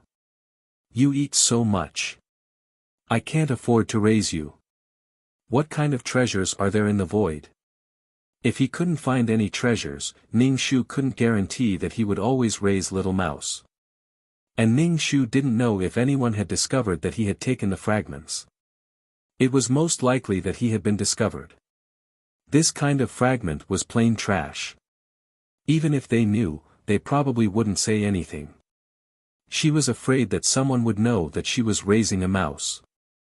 If Little Mouse was killed, then this race would probably really die. Little Mouse said, there are a lot of treasures and a lot of food. I'll believe you for now. Ning Shu had to do a mission to enrich his soul and explore the void again. He couldn't go far. Now that his soul was weak, it would be dangerous to go to the void. While Ning Shu was happily planning for the future, the chat system rang. Ning Shu opened the chat system and found that it was a message from Grand Elder. Fei Yang's words were concise and comprehensive. He only said, bring it over.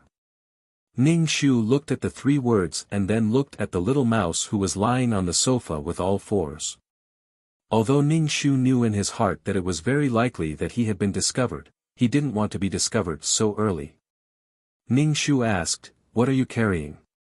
He pretended to be stupid first. It would be good if he could fool him, but if he couldn't, he would think about it. Senior Grand Uncle, bring it over, Bug. Alright, she had indeed been discovered. She must have been discovered because she had taken away some of the fragments. There was nothing she could do about it. Ning Shu asked, will you kill him? If Ning Shu really wanted to kill her, she might as well ask the little mouse to scram. She did not need to stay in the system space. It was safer for her to stay in the void. Senior Grand Uncle, why are you talking so much? Ning Shu, I've already let him go. I'm a kind-hearted person. When I see stray dogs and cats, I give them some food. I don't bring stray dogs and cats home. Senior Grand Uncle, don't talk nonsense. Bring it over. Ning Shu punched the little mouse who was snoring after eating, directly waking the little mouse up. The little mouse bounced up like a ball and asked as if waking up from a dream, what happened? Ning Shu. You've been discovered. The little mouse immediately slipped to the corner of the sofa and got under the pillow. Don't tell them I'm here. How stupid. Ning Shu took the pillow away and saw the little mouse holding its head and sticking its butt up. It was a big furry piggy. Ning Shu picked it up. It's no use hiding. Just go and face them directly. There's no use hiding. I'm not going. Go, I can definitely protect you. The organization could raise creatures in the void, so could she. The little mouse was taken away by Ning Shu. Although it tried to resist, Ning Shu grabbed the fur by the back of its neck, and it struggled in the air. Ning Shu came to the void. Senior Grand Uncle stood in the void, his whole body dark as if he was about to merge with the void. The corner of his black windbreaker was slightly blown by the wind, and it felt like he was riding the wind. The little mouse saw Senior Grand Uncle and struggled even more fiercely.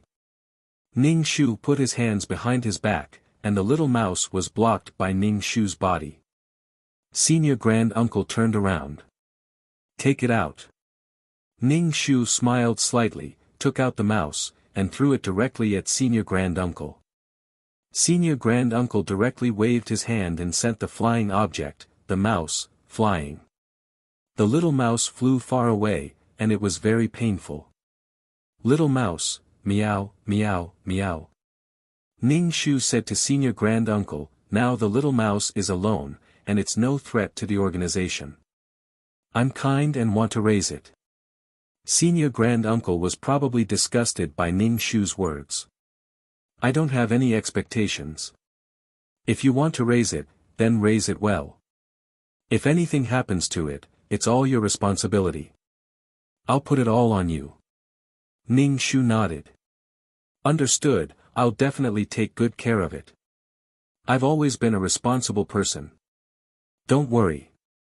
Senior Grand Uncle, the long silence made the atmosphere a little awkward. Ning Shu said, if there's nothing else, I'll go back. By the way, he wants to eat some plain fragments. When I deal with the Star Stone in the future, I'll bring some fragments back. Ning Shu felt that the organization should know about the existence of the little mouse, but he didn't pay attention to it. She had taken the fragments before, and the cause and effect of this was clear at a glance. Moreover, she knew the little mouse. Ning Shu didn't panic at all after being discovered. He was confident in his heart. It was good that he was discovered by the organization.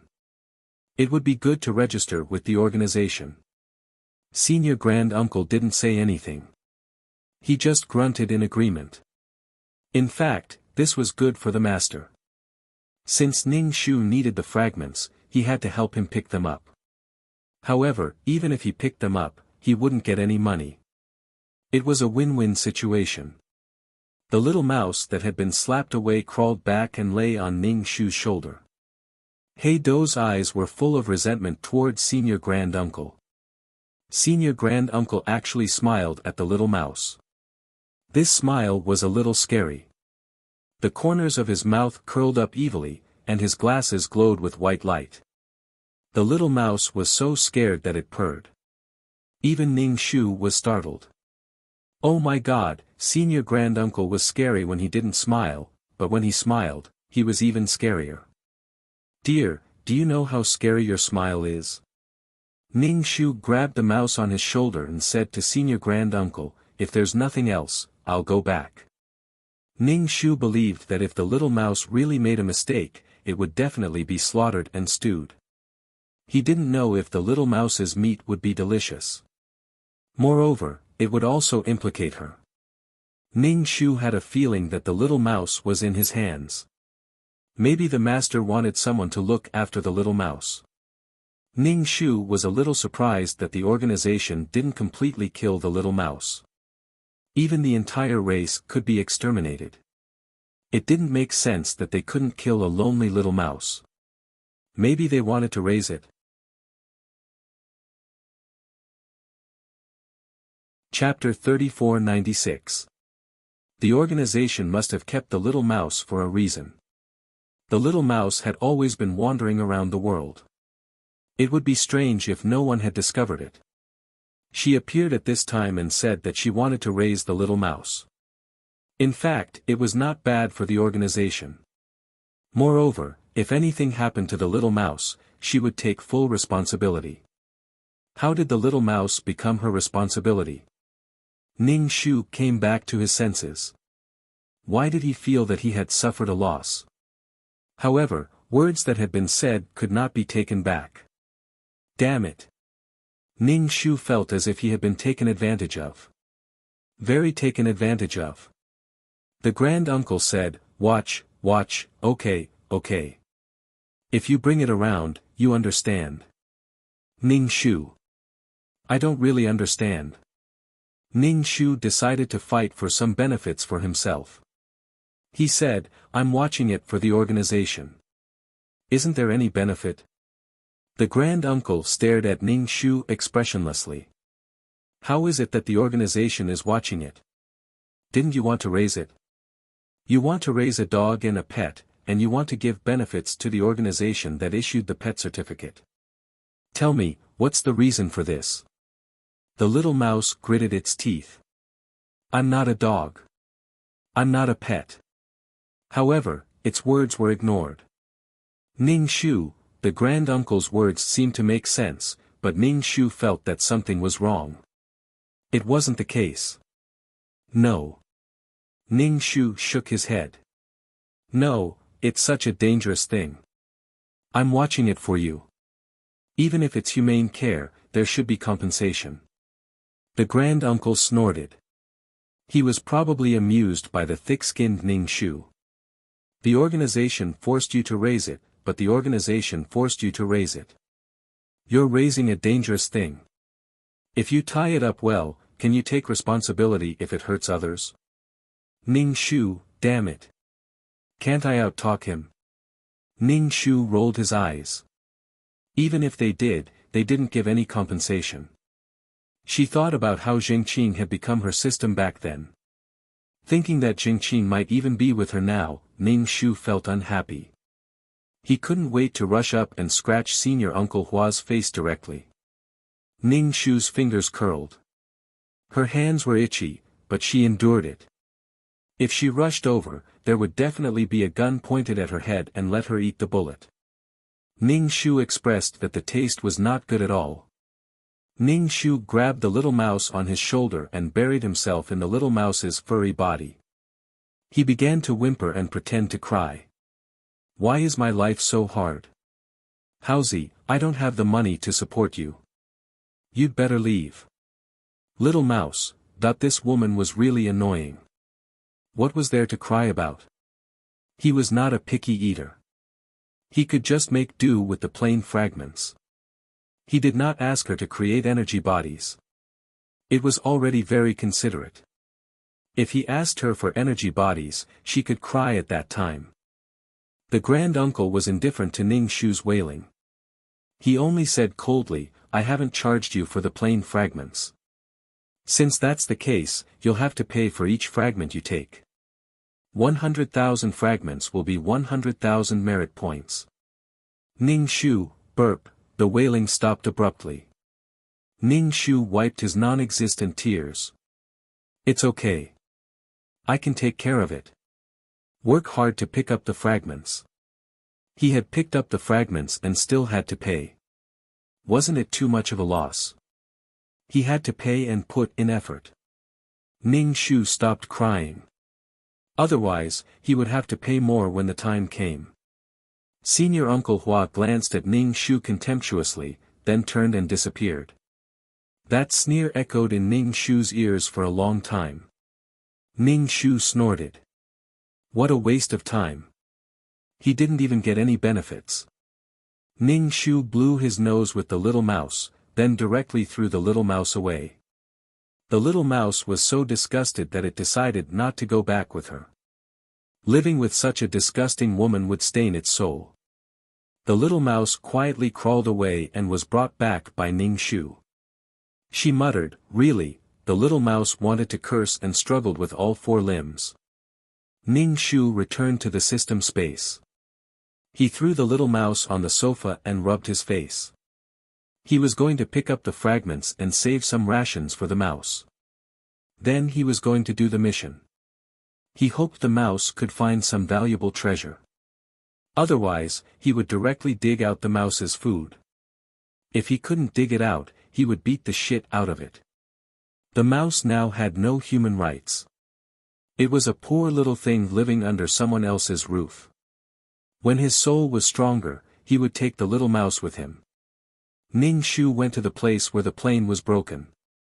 He stretched out his vines and picked up a lot of fragments. When the vines spread out, they extended very long. It was very easy to pick up the fragments. Ning Shu hadn't picked up fragments for a long time.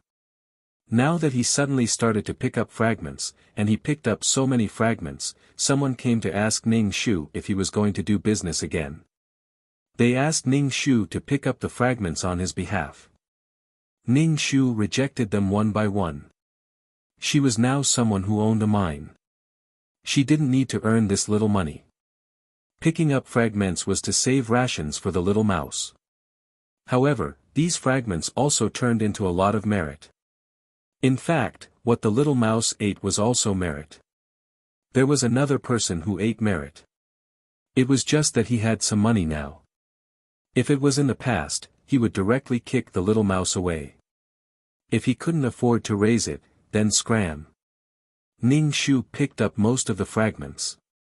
This caused the bosses who came to pick up fragments to extend the time needed to complete the mission. Seeing that Ning Shu had already picked up enough fragments, he was still picking them up desperately. Many people hinted at Ning Shu with their eyes. Once he had picked up enough, he would leave. He wasn't going to do business, so they didn't have any fragments to pick up. Just as Ning Shu was about to be cut into pieces by many people's eyes, she finally came to her senses and put away the vines. Ning Shu felt that this should be enough for the little mouse to eat for a long time. Hence, he walked away slowly under everyone's gaze. Ning Shu returned to the system space. He put a few pieces of fragments in the ring space on the bookshelf and said to the little mouse, "I found some fragments for you. Eat them sparingly." I picked them up with great difficulty. The little mouse lay on the sofa and said weakly, "Okay. Eat sparingly. Eat until you're half full every time." The little mouse's spiritual power came down. "It's so good. I can eat until I'm half full." "Ning Shu, why are you so happy?" The little mouse said, "It's good enough that I can eat until I'm half full. I can only eat until I'm half full in hundreds of planes." Ning Shu, then there's no other way. You can't eat until you're half full because there aren't enough fragments. You just have to hang on to life. The little mouse's smile gradually disappeared. "I have to help you find things, but you don't even let me eat until I'm full. If I'm not full, how can I have the strength to find things? This is slavery, a cruel slavery." Ning Shu, then there's no other way. There aren't hundreds of planes enough for you to eat, so you won't starve to death. You just have to hang on to life. Ning Shu told Dan Qing that he was going to do a mission. He had been delayed for a long time. Dan Qing asked, "What kind of mission do you want to do? A caretaker mission or a normal mission?" Ning Shu, "A normal mission." It was a little difficult for her to do caretaker missions now. She would do a normal mission to fill up her soul first.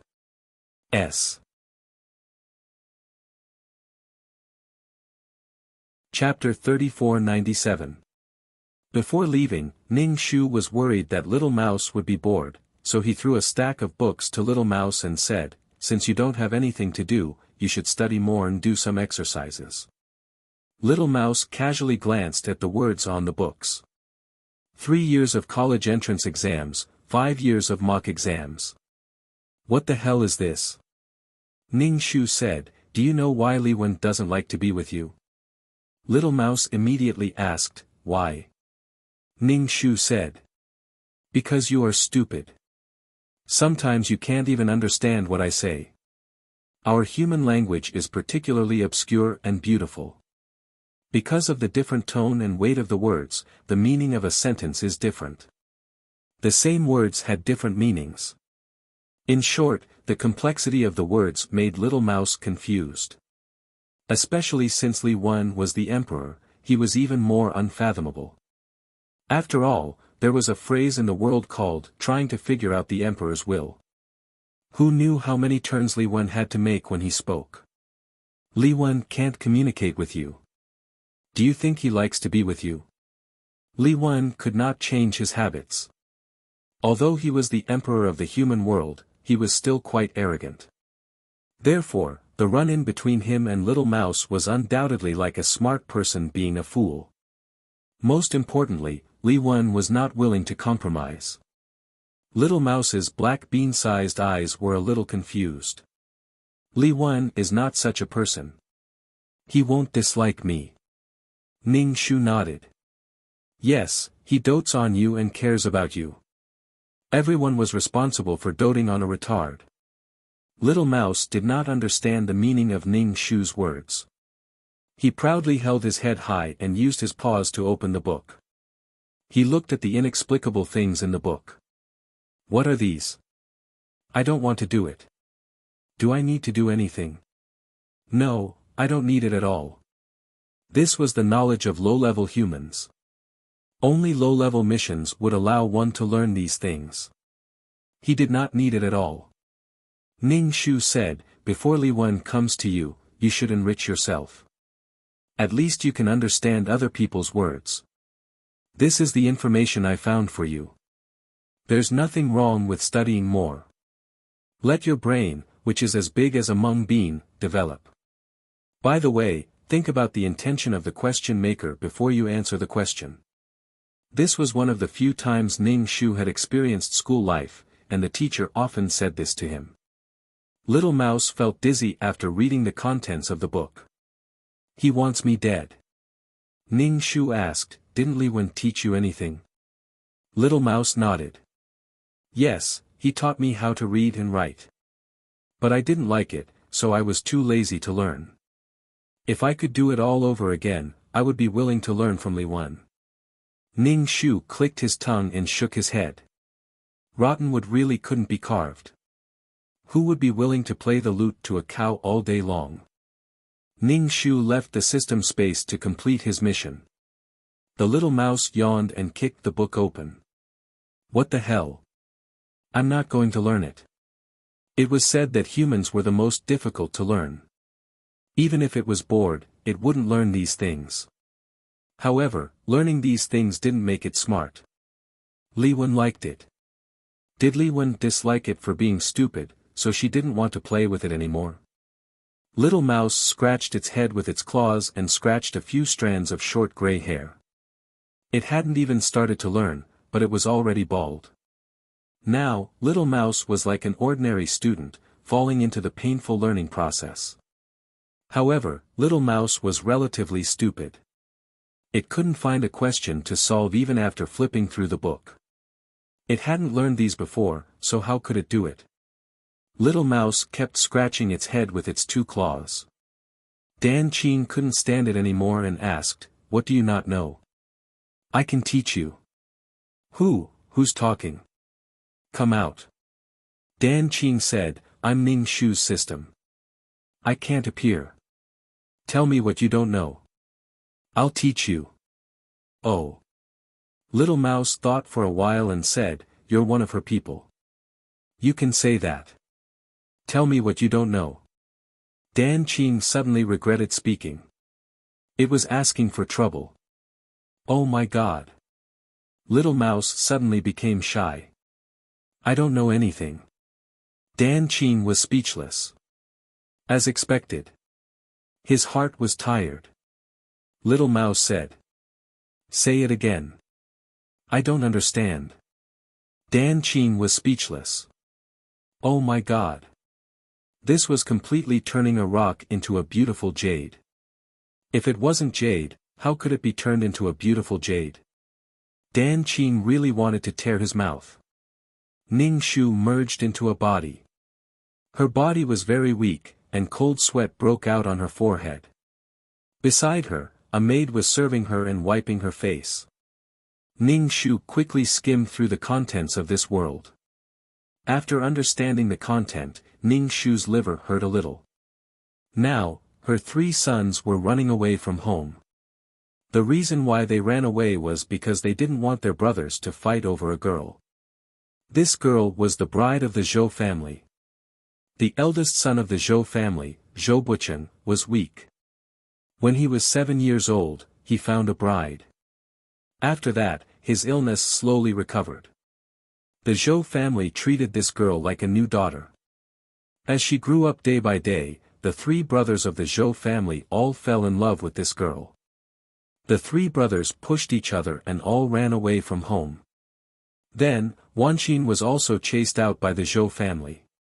She brought the maid back to her uncle's house. In the end, the maid was raped by her cousin and escaped with the maid. They sold trinkets for a living. The eldest son found Wanqin. In the end, Wanqin was with the eldest son. Of course, they went through a lot of hardships. Oh, my God. Originally, Wanqin was the eldest son's bride, but when they went to fetch the bride, it was the second son and Madame Zhou who went to fetch the bride. In the process of growing up, they played around and were punished by the adults when they did something wrong. They were very happy. When they grew up, the 3 of them asked Wanqin who she loved. But no one could bear to hurt Wanqin. As a result, the problem became more and more complicated. She was shy in front of everyone. Even a knowledgeable person like Ning Shu couldn't figure out who this girl liked. During this period, the eldest son was engaged to a girl from a family friend. He found out that he loved Wanqin deeply and broke off the engagement. The canon Fodder was a girl. The current era was about the end of the Qin dynasty and the beginning of the Ming dynasty. The social atmosphere was still very conservative. Although there were foreign romances, a girl's engagement was broken off. It still had an impact on her reputation and reputation. As far as Ning Shu was concerned, even if the eldest son was engaged, Wanxin still had two choices. If she chose one, there wouldn't be so much trouble. She eloped with the second son and didn't run away. It was really worrying. The whole family was about to be ruined and the Zhou family was in a mess. In the end, she married the eldest son. Ning Shu deeply suspected that Wanxin was here for revenge, to take revenge on the Zhou family. Otherwise, the three brothers wouldn't have turned against each other. In the name of not having the heart to hurt anyone, she just didn't make a choice.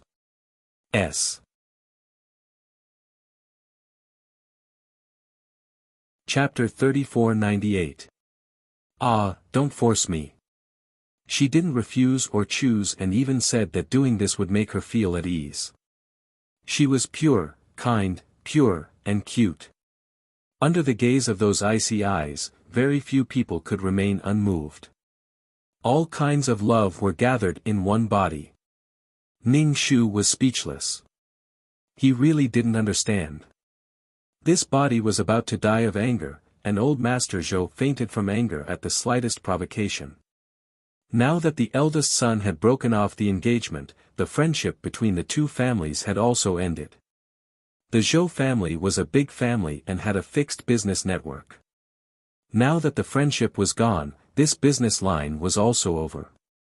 How could they still be friends after humiliating someone else's daughter like this? Not to mention being friends, they were almost like enemies. Now that the old man was still unconscious, Ning Shu's head was also hurting. The eldest son, Zhou Bucheng, was kneeling outside the house. Ning Shu quickly drank a mouthful of tea. If he wanted to kneel, so be it. The old servant beside him said to Ning Shu, "Old madam, young master has been kneeling outside for so long. Young master's body is weak." Ning Shu replied with an "oh" and applied the refreshing ointment on her temples. His body was weak. Didn't he already like it? "I'm hungry. Get me something to eat. If the enemy doesn't move, I'll move. Now, I have to fill my stomach." This body was over 40 years old. No matter how well it was maintained, it was still a little difficult. She couldn't be angry.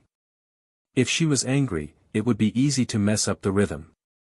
Besides, these pig trotters had nothing to do with her. Her heart didn't ache at all when he knelt. The old servant nodded repeatedly and asked, "Old madam, I'll prepare some clear water for you." "Okay, add a fried egg." The old servant was speechless. Although she was very happy when her master said that she wanted to eat, she felt that adding a fried egg as if nothing had happened. Why did it feel so? The old servant walked out of the room and saw the eldest young master kneeling on the green stone slab. Her heart ached a little. Not far away, Wanxin was looking over anxiously. The old servant rolled her eyes. The eldest young master had broken off the engagement because of her. Now, the old master and madam were furious. The old servant walked through the corridor of the house and went to the kitchen to ask the kitchen maid to make something to eat. She emphasized that she wanted to add a fried egg. Not long after, the old servant returned with a bowl of clear water. There was a fried egg on top of it, and a few green onions were floating on top of the soup. Ning Shu grumbled. He was really hungry. Ning Shu slowly ate the noodles. The old servant couldn't help but say, "Young master is kneeling outside. The sun is so hot, don't burn him." Ning Shu made an "oh" sound and asked, "How is master doing?" "The doctor is looking at him again. It's a heart attack. Master will wake up soon. I'll go see master after eating." Ning Shu swallowed a mouthful of noodles and then took a bite of the fried egg. It was simple, but the taste was quite good. "I like it." After finishing his meal, Ning Shu rinsed his mouth and tidied up his clothes. He walked out of the house and saw Zhou Buqing kneeling at the bottom of the stairs. Among the three brothers of the Zhou family, the eldest was mature and steady. The second brother was the overbearing president of the Republic of China. He was passionate and aggressive. The second brother should be Wanxin's favorite. Women loved bad men. The second brother was the boldest. He was passionate enough to melt people. Women were afraid of pestering men. The third brother was naughty and playful. It was fun to be with him. He would think of ways to make you happy. You felt safe with the eldest brother. With the second brother, you could fall in love every day. With the third brother, you could be pure and happy. Zhou Buqing called out to his mother. Ning Shu rolled her eyes seductively and snorted. She fixed her hair bun and sashayed away to see old Master Zhou. Master Zhou's face was red and purple. It was obvious that he was suffering from a heart attack. The doctor was giving Master Zhou acupuncture. Ning Shu asked the doctor and servants to take good care of him. At least he didn't have to worry about food and drink in this world. Ning Shu went back to his room and saw Wanxin kneeling beside Zhou Buqing. The two of them were kneeling side by side. "Madam, this is all my fault. Please don't blame Buqing." Ning Shu looked at Wanxin. Her eyes were as bright as water and full of affection. She was kind and pitiful. She looked very tough. Tough. Ning Shu seemed to have seen a lot of girls like this. They were not necessarily the most beautiful, but they must have a pair of very beautiful eyes. Even if they didn't have very beautiful eyes, their bitter faces must be very pitiful. They must not be gorgeous. They must be delicate and pretty. They must look very pure. They must be cultured. If they didn't fall into prostitution, then they must be artistic women. They must be the daughter of a noble family or the daughter of a rich family. They must have a delicate face, a slender and pure figure, and a pitiful look in their eyes. They looked very pure and innocent. She would suddenly stab you and say, "Love is no choice. Life is not up to you." Running away from home and eloping were expressions of true love. Parents were vicious. They were full of power, equal social status, money, and secular ideas. They were backward, feudal, and had no human rights. Their methods were cruel, cold-blooded, violent, and unreasonable. My parents didn't really love me. They didn't consider my feelings at all. I simply couldn't breathe. I want to run away with you far away. We will go to the ends of the earth together. We will go to a dreamy place with beautiful mountains and clear waters to continue our love. We have done our best for our parents and family. We want freedom. Ning Shu nodded. It is indeed your fault. You can just choose one of these three men to marry. I. Wanxin's face was twisted into a ball. She looked so bitter that people couldn't bear to force her. Zhou Buqing walked a few steps on his knees. Ning Shu felt his knees hurt just by looking at him. "Mother, this has nothing to do with Wanxin. I don't like the daughter of the Song family.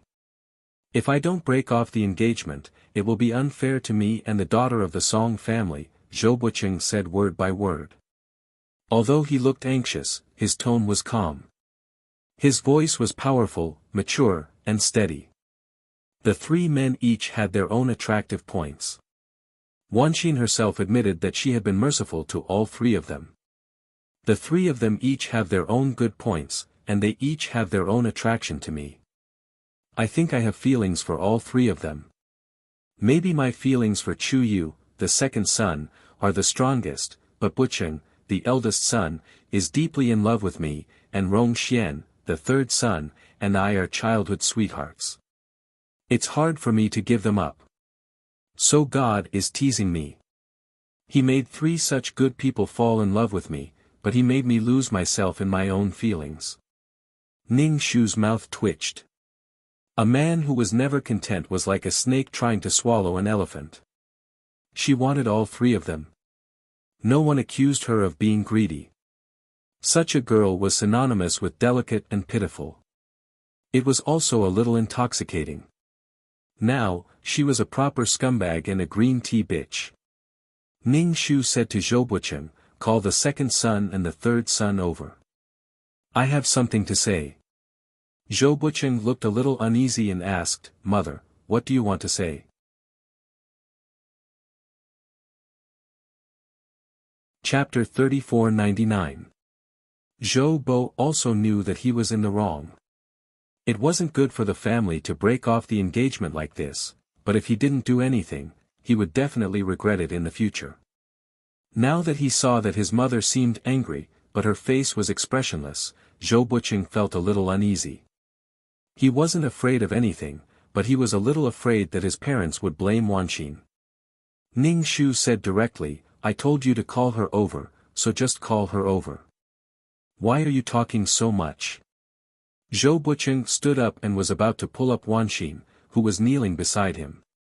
Ning Shu glanced at him and said coldly, "Wanxin keeps saying that it's her fault that you broke off the engagement. Since it's her fault, then kneel for a while longer. Wait until you call Zhou Bo and Zhou Bo over." Zhou Bucheng immediately said, "It's not Wanxin's fault. It's my fault, really." Wanxin immediately said, "It's not like that. It's my fault." "Bucheng, you didn't do anything wrong." Zhou Bucheng said, "It's not your fault. It's my decision to break off the engagement. It has nothing to do with you. Why are you taking the blame?" Wanxin teared up. "It's really my fault." "Really?" Zhou Bucheng said, "No." Wanxin said, "Yes." Zhou Bucheng said, "No."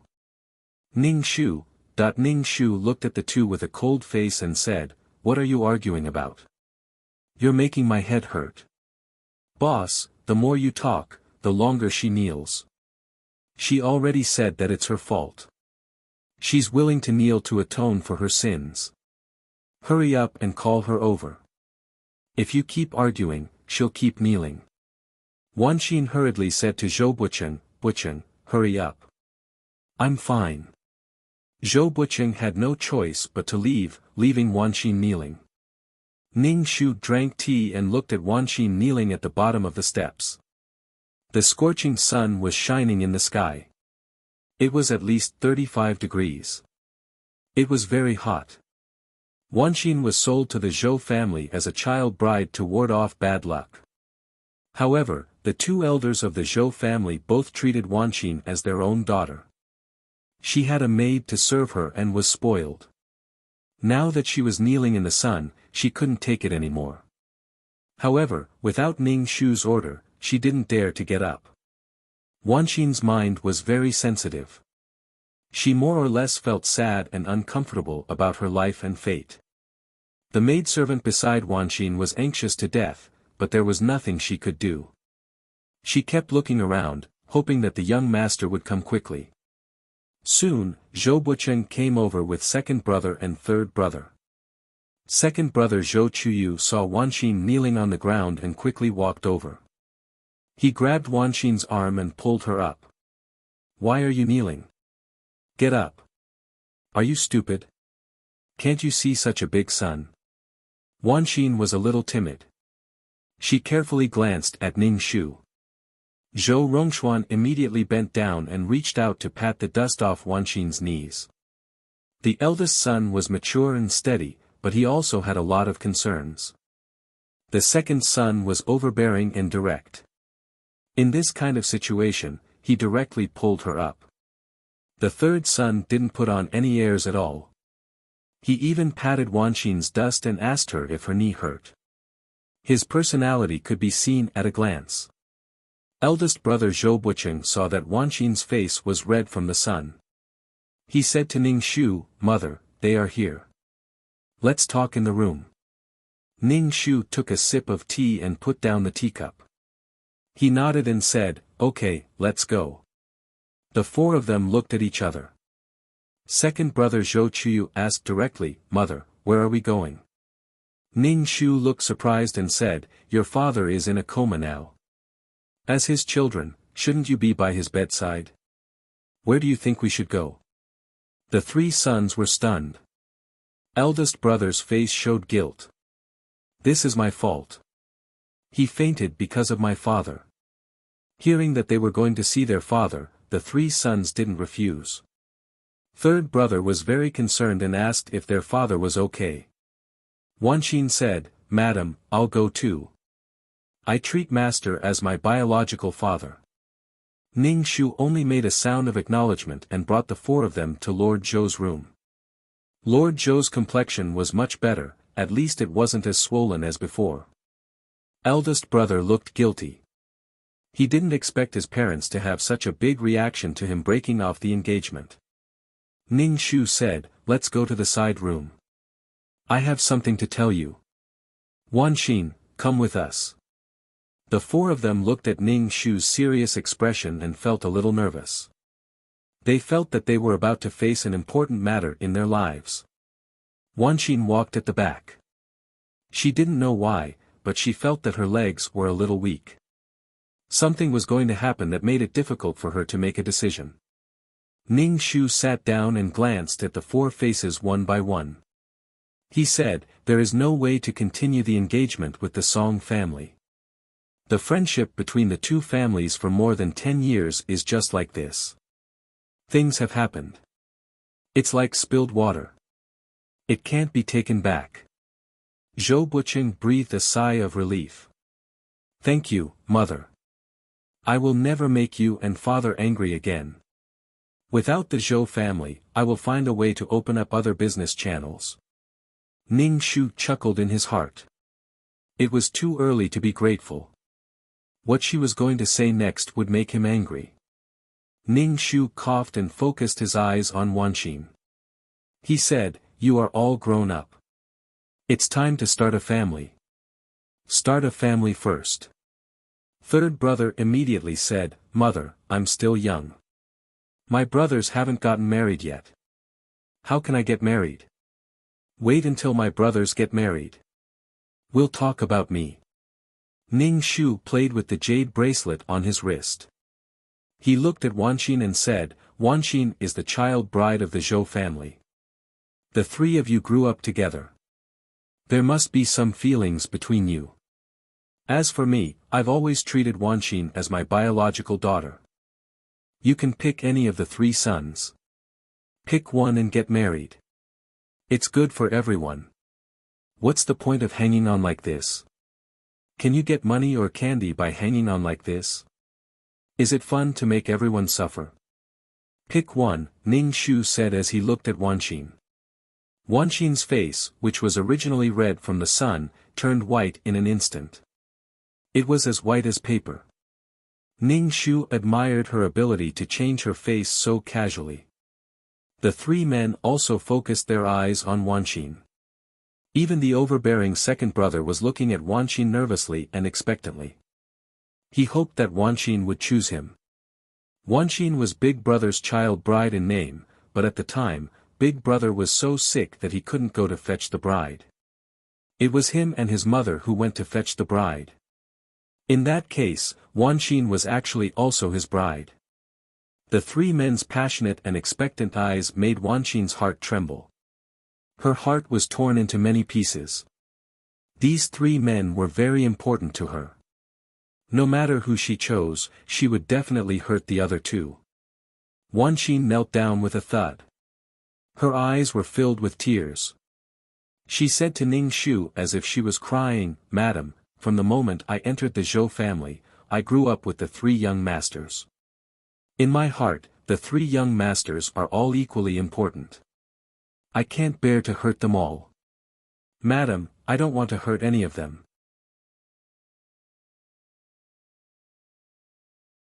Chapter 3500. She couldn't bear to hurt one of them, so she wanted to hurt all three of them. Ning Shu was confused by this logic. What kind of logic was this?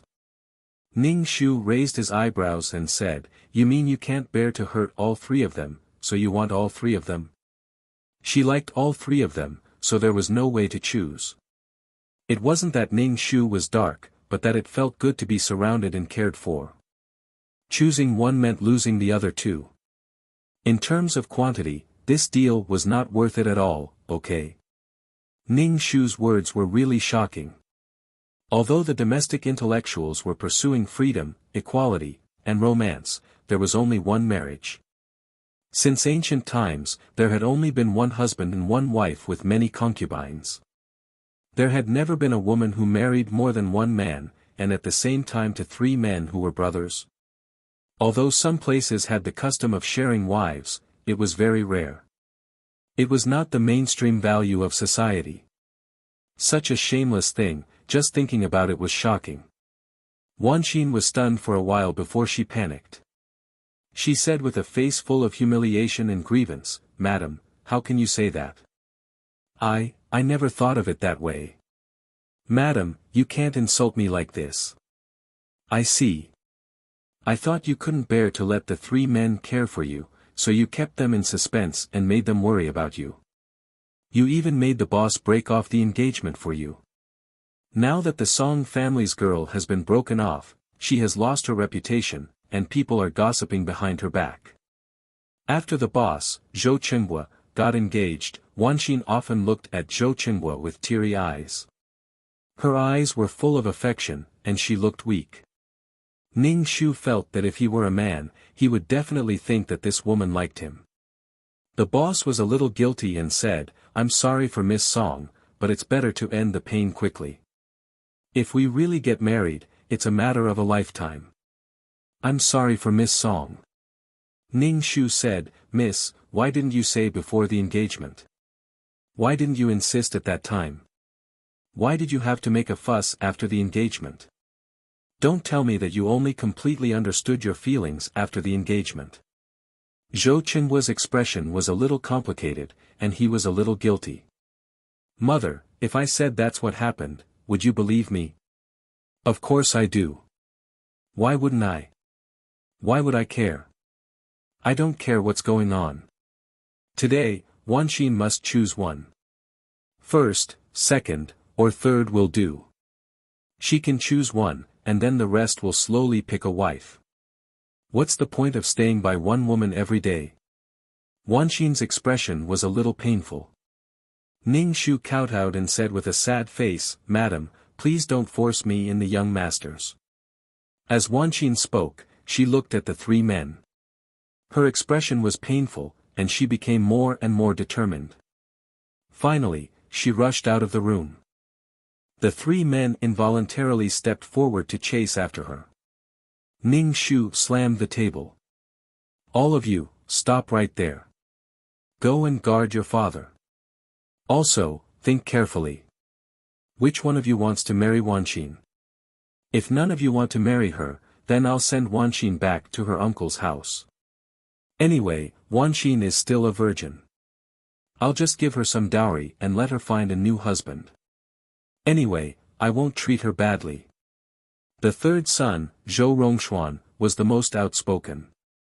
When he heard that his mother was going to send Wanqin away, he quickly said, "Mother, don't send her away. Wanqin's uncle and aunt are evil. Otherwise, they wouldn't have sold her to our family. Who knows what kind of torture she'll suffer when she goes back." Ning Shu snorted. "You think I don't know? That's why I want her to choose to marry alone and stay in the Zhou family." Ning Shu pretended to use a handkerchief to wipe the corners of his eyes. It looked like he was crying. "I watched Wanqin grow up. In my heart, I already treat her as my own daughter. What I do is a mother's heart. Why don't you understand? If Wanqin doesn't get married, what status will she have in this family? What will the Zhou family look at her with?" Sigh. Hearing Ning Shu's words, the 3 brothers' expressions relaxed. The way they looked at Ning Shu was also not so resistant. Ning Shu snorted in his heart. These people like to hear nice things. If you put on a straight face and said that it was for their own good, these brats wouldn't listen at all. Moreover, they would say that the parent was cruel and unreasonable. To deal with these people, one had to put on a sweet face and a bitter heart. One had to stand in their position and understand them. Then, one could successfully lead them by the nose. Ning Shu let the three sons guard old Master Zhou and keep an eye on them. They were not allowed to run away. If nothing unexpected happened, Wanxin was preparing to hang herself. In order not to hurt the three men, Wanxin was prepared to sacrifice herself. However, she was saved by the third son. Now that the third son was being held by her, there was no way he could save her. Wanxin had to hang herself for a while longer. Without the third son to save her, it would probably be difficult. Before the third son arrived, she would probably be discovered. However, she definitely had to hang herself for a while longer. She didn't know if she would die from hanging. Even if she didn't die, she would have to suffer a little more. The three brothers were a little restless and kept looking at the door. Ning Shu coughed and said, "Give Wanxin some time to think it over. The more anxious you are, the greater the psychological pressure on Wanxin. The more difficult it is for her to make a choice. Let's wait for your father to wake up first." The three brothers restrained the anxiety on their faces and looked at old Master Zhou on the bed with concern. Ning Shu released his spiritual force and scanned the entire Zhou family.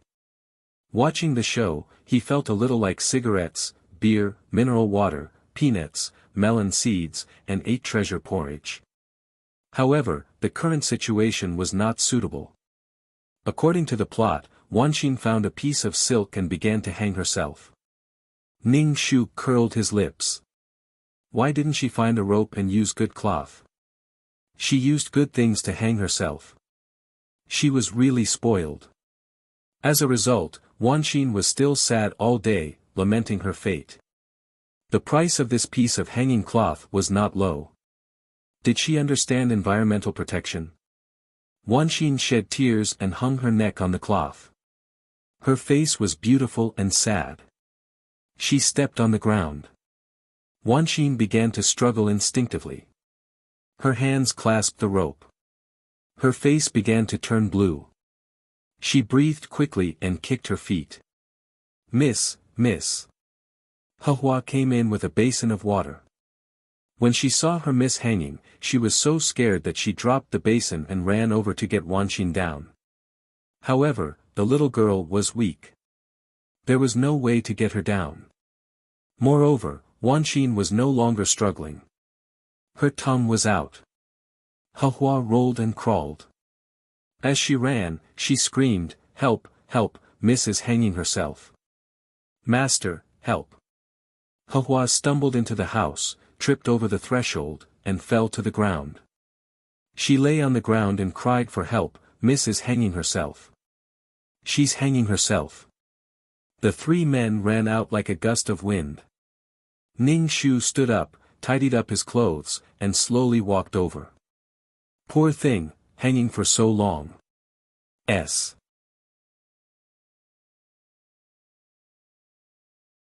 Chapter 35:01. When Ning Shu arrived at Wanxin's room, Wanxin had already been put down. Her eyes were closed, and her face was red and purple.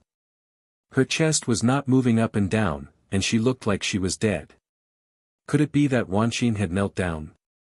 Anyway, Ning Shu did not believe it. The three men were very anxious. They surrounded Wanxin and did not dare to touch her. They did not know what to do. Ning Shu was also very anxious. He asked the people around him to quickly call a doctor. She knew medicine, but she would not do it. She was the wife of a big family. How could she know medicine?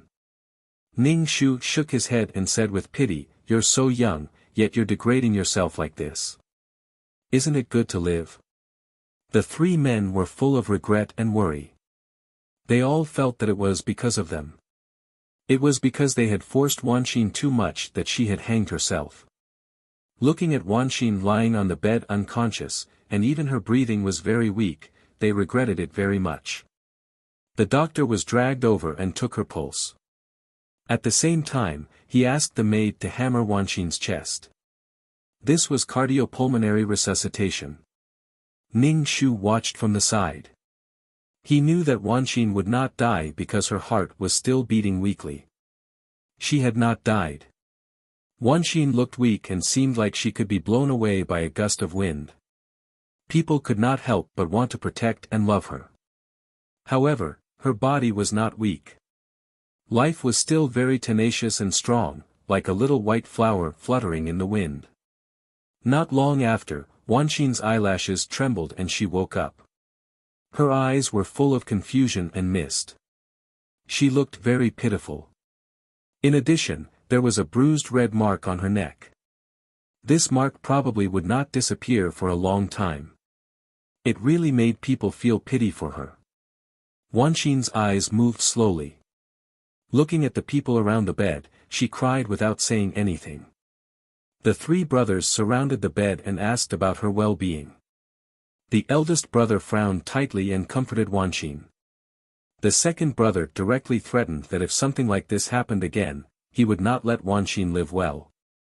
The third brother kept anxiously asking Wanqin if she was in pain and if she wanted to drink water. Ning Shu squeezed in and sat by the bed, holding Wanqin's hand. "You child, why are you so stubborn? If you die like this, others will say that our Zhou family forced you to die, that it was the three sons of the Zhou family who forced you to die." Wanqin cried. Because she had hurt her neck, her voice was hoarse and unpleasant. "Madam, it's not like that. I never thought of doing anything to the Zhou family. It's just that Wanqin couldn't bear it. Wanqin didn't want to hurt anyone. Rather than this, it's better to end Wanqin's pain. Wanqin is grateful to master, madam, and young masters." Wanqin's words moved the three men. They couldn't help but call her Wanqin, and then they were speechless. Ning Shu couldn't help but want to roll his eyes. He was used to using this kind of crying, throwing a tantrum, and threatening to hang himself to threaten others to compromise. "Who cares if you die? Whether you die or not has nothing to do with me." The doctor asked the patient to have a good rest. The three men all had something on their minds. After coming out of Wanqin's room, they had been silent. No one spoke.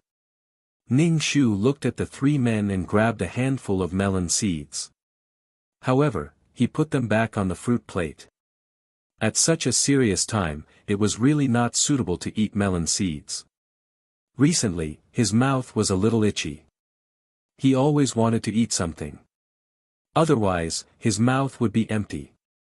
Eating melon seeds while watching a play was the happiest thing in life. Ning Shu drank tea and asked, "Tell me, what should we do about this?"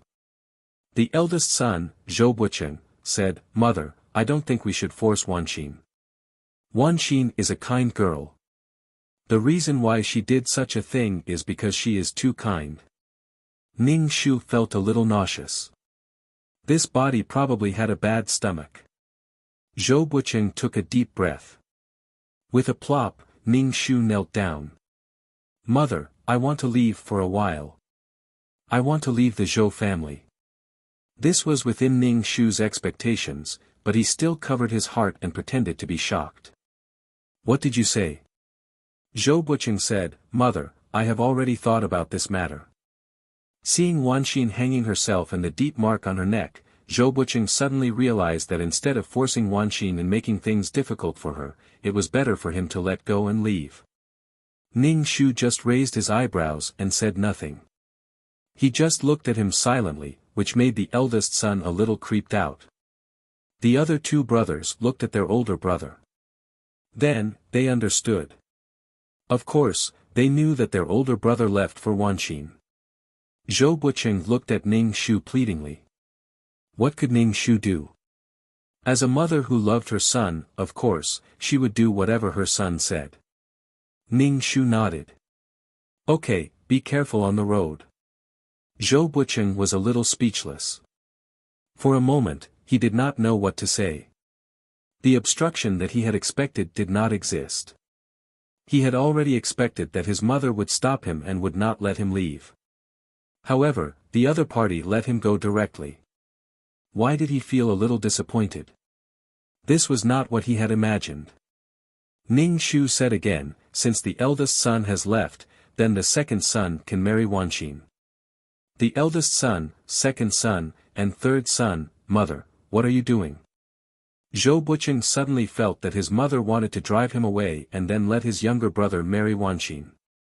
His heart was really very strange.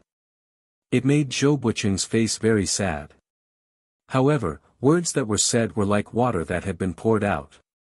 Moreover, if Wanqin really chose the second son, it would be very painful for him to stay at home. Zhou Chuyu said directly, Mother, Wanqin has already hanged herself. You are still forcing her now.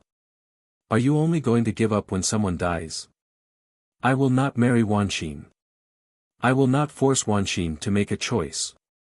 Mother, if you want to force me to marry Wanqin, then I will run away from home like Big Brother.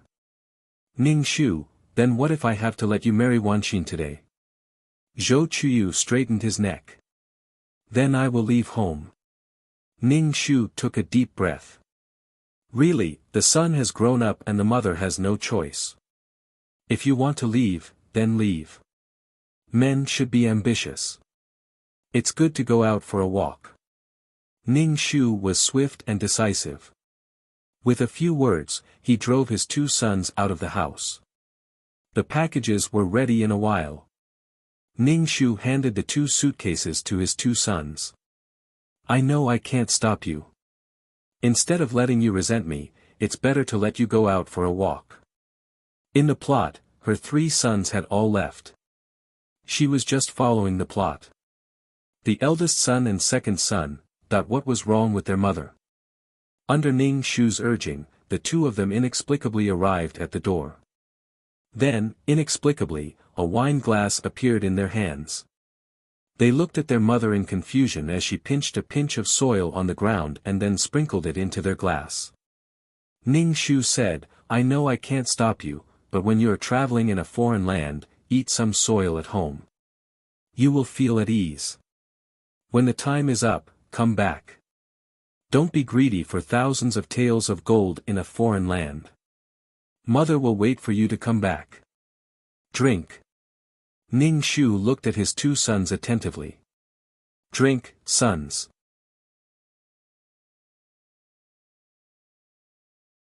Chapter 3502. What kind of operation was this? Drinking wine with mud. On the phone, why did it feel different from running away from home? It didn't feel like running away from home at all. Instead, it felt like being chased out. However, things had already come to this. They had already said that they would run away from home. If they went back on their words, wouldn't it be very embarrassing? However, thinking that Wanqin was forced to commit suicide, it was also a good thing to leave home. The two looked at the fine mud floating in the wine glass. Some of it sank to the bottom of the glass. It was really hard to drink. They closed their eyes and drank the wine. Then, they suddenly felt their teeth creak. The sand rubbed between their teeth, making them feel sore. It was uncomfortable. The two carried the box and left without looking back. The third son, Zhou Rongxuan, was in a daze. He couldn't react. How did his two brothers leave home in such a short time? Ning Shu waved her handkerchief, then wiped the corners of her eyes with it. She turned her head and said to Zhou Rongxuan, Third son, your eldest brother and second brother have left. You can marry Wanqin now. Zhou Rongxuan was stunned and didn't react for a long time. He stammered, Mother, what are you talking about? Ning Shu smiled slightly, revealing her white teeth. Together with her red lipstick, it was like a bloody mouth. She looked at Zhou Rongxuan lovingly. For some reason, Zhou Rongxuan looked at his mother and felt a chill down his spine. He asked, Mother, what's wrong with you? Zhou Rongxuan swallowed as he spoke. Could it be that his mother was abnormal because of his eldest brother and second brother leaving? Ning Shu said, There is only one Wanqin. Your eldest brother and second brother have both left. This way, you can marry Wanqin. I know you also like Wanqin and are childhood sweethearts with her. Your eldest brother and second brother withdrew themselves. Now it's your turn to marry her. Son, are you happy? Are you happy? Zhou Rongxuan, what happy? He wasn't happy. Hearing this news, the first thing that entered Zhou Rongxuan's mind was humiliation and displeasure. Not to mention whether Wanxin agreed to marry him or not, he couldn't let his two brothers down. Zhou Rongxuan said righteously to Ning Shu, Mother, I will never marry Wanxin. Never. Ning Shu looked surprised and asked, Don't you like Wanxin? Why don't you marry her? Don't you like her? Zhou Rongxuan didn't hide his feelings. Of course I like Wanxin, but I can't let big brother and second brother down. Oh, Mother, I know. You deliberately drove big brother and second brother away in order to let me marry Wanxin. Mother, how can you treat big brother and second brother like this? Aren't they your children? Ning Shu was speechless. Shut up, the three of you are not my children. Ning Shu's silence made Zhou Rongxuan feel that he had guessed correctly. He immediately expressed his position, which was very firm and resolute. Mother, if you must force me to marry Wanxin, then I will also leave home. Ning Shu had been waiting for this sentence. He asked the servants to directly pack Zhou Rongxuan's luggage. After a while, someone came over with a leather suitcase. Ning Shu took the suitcase from the servant and stuffed it into Zhou Rongxuan's hands. If you want to leave home, then leave. If you hang around in front of me every day, I can't help but urge you to get married. Go out for a walk like your brothers. Remember to come back early. Ning Shu squatted down and pinched a pinch of mud from the ground. He put it in a wine glass and handed the glass to Zhou Rongxuan, saying, Drink. I'll wait for you to come back. Zhou Rongxuan was speechless. He suddenly understood why his brothers looked so confused. Anyway, Zhou Rongxuan also felt quite confused now.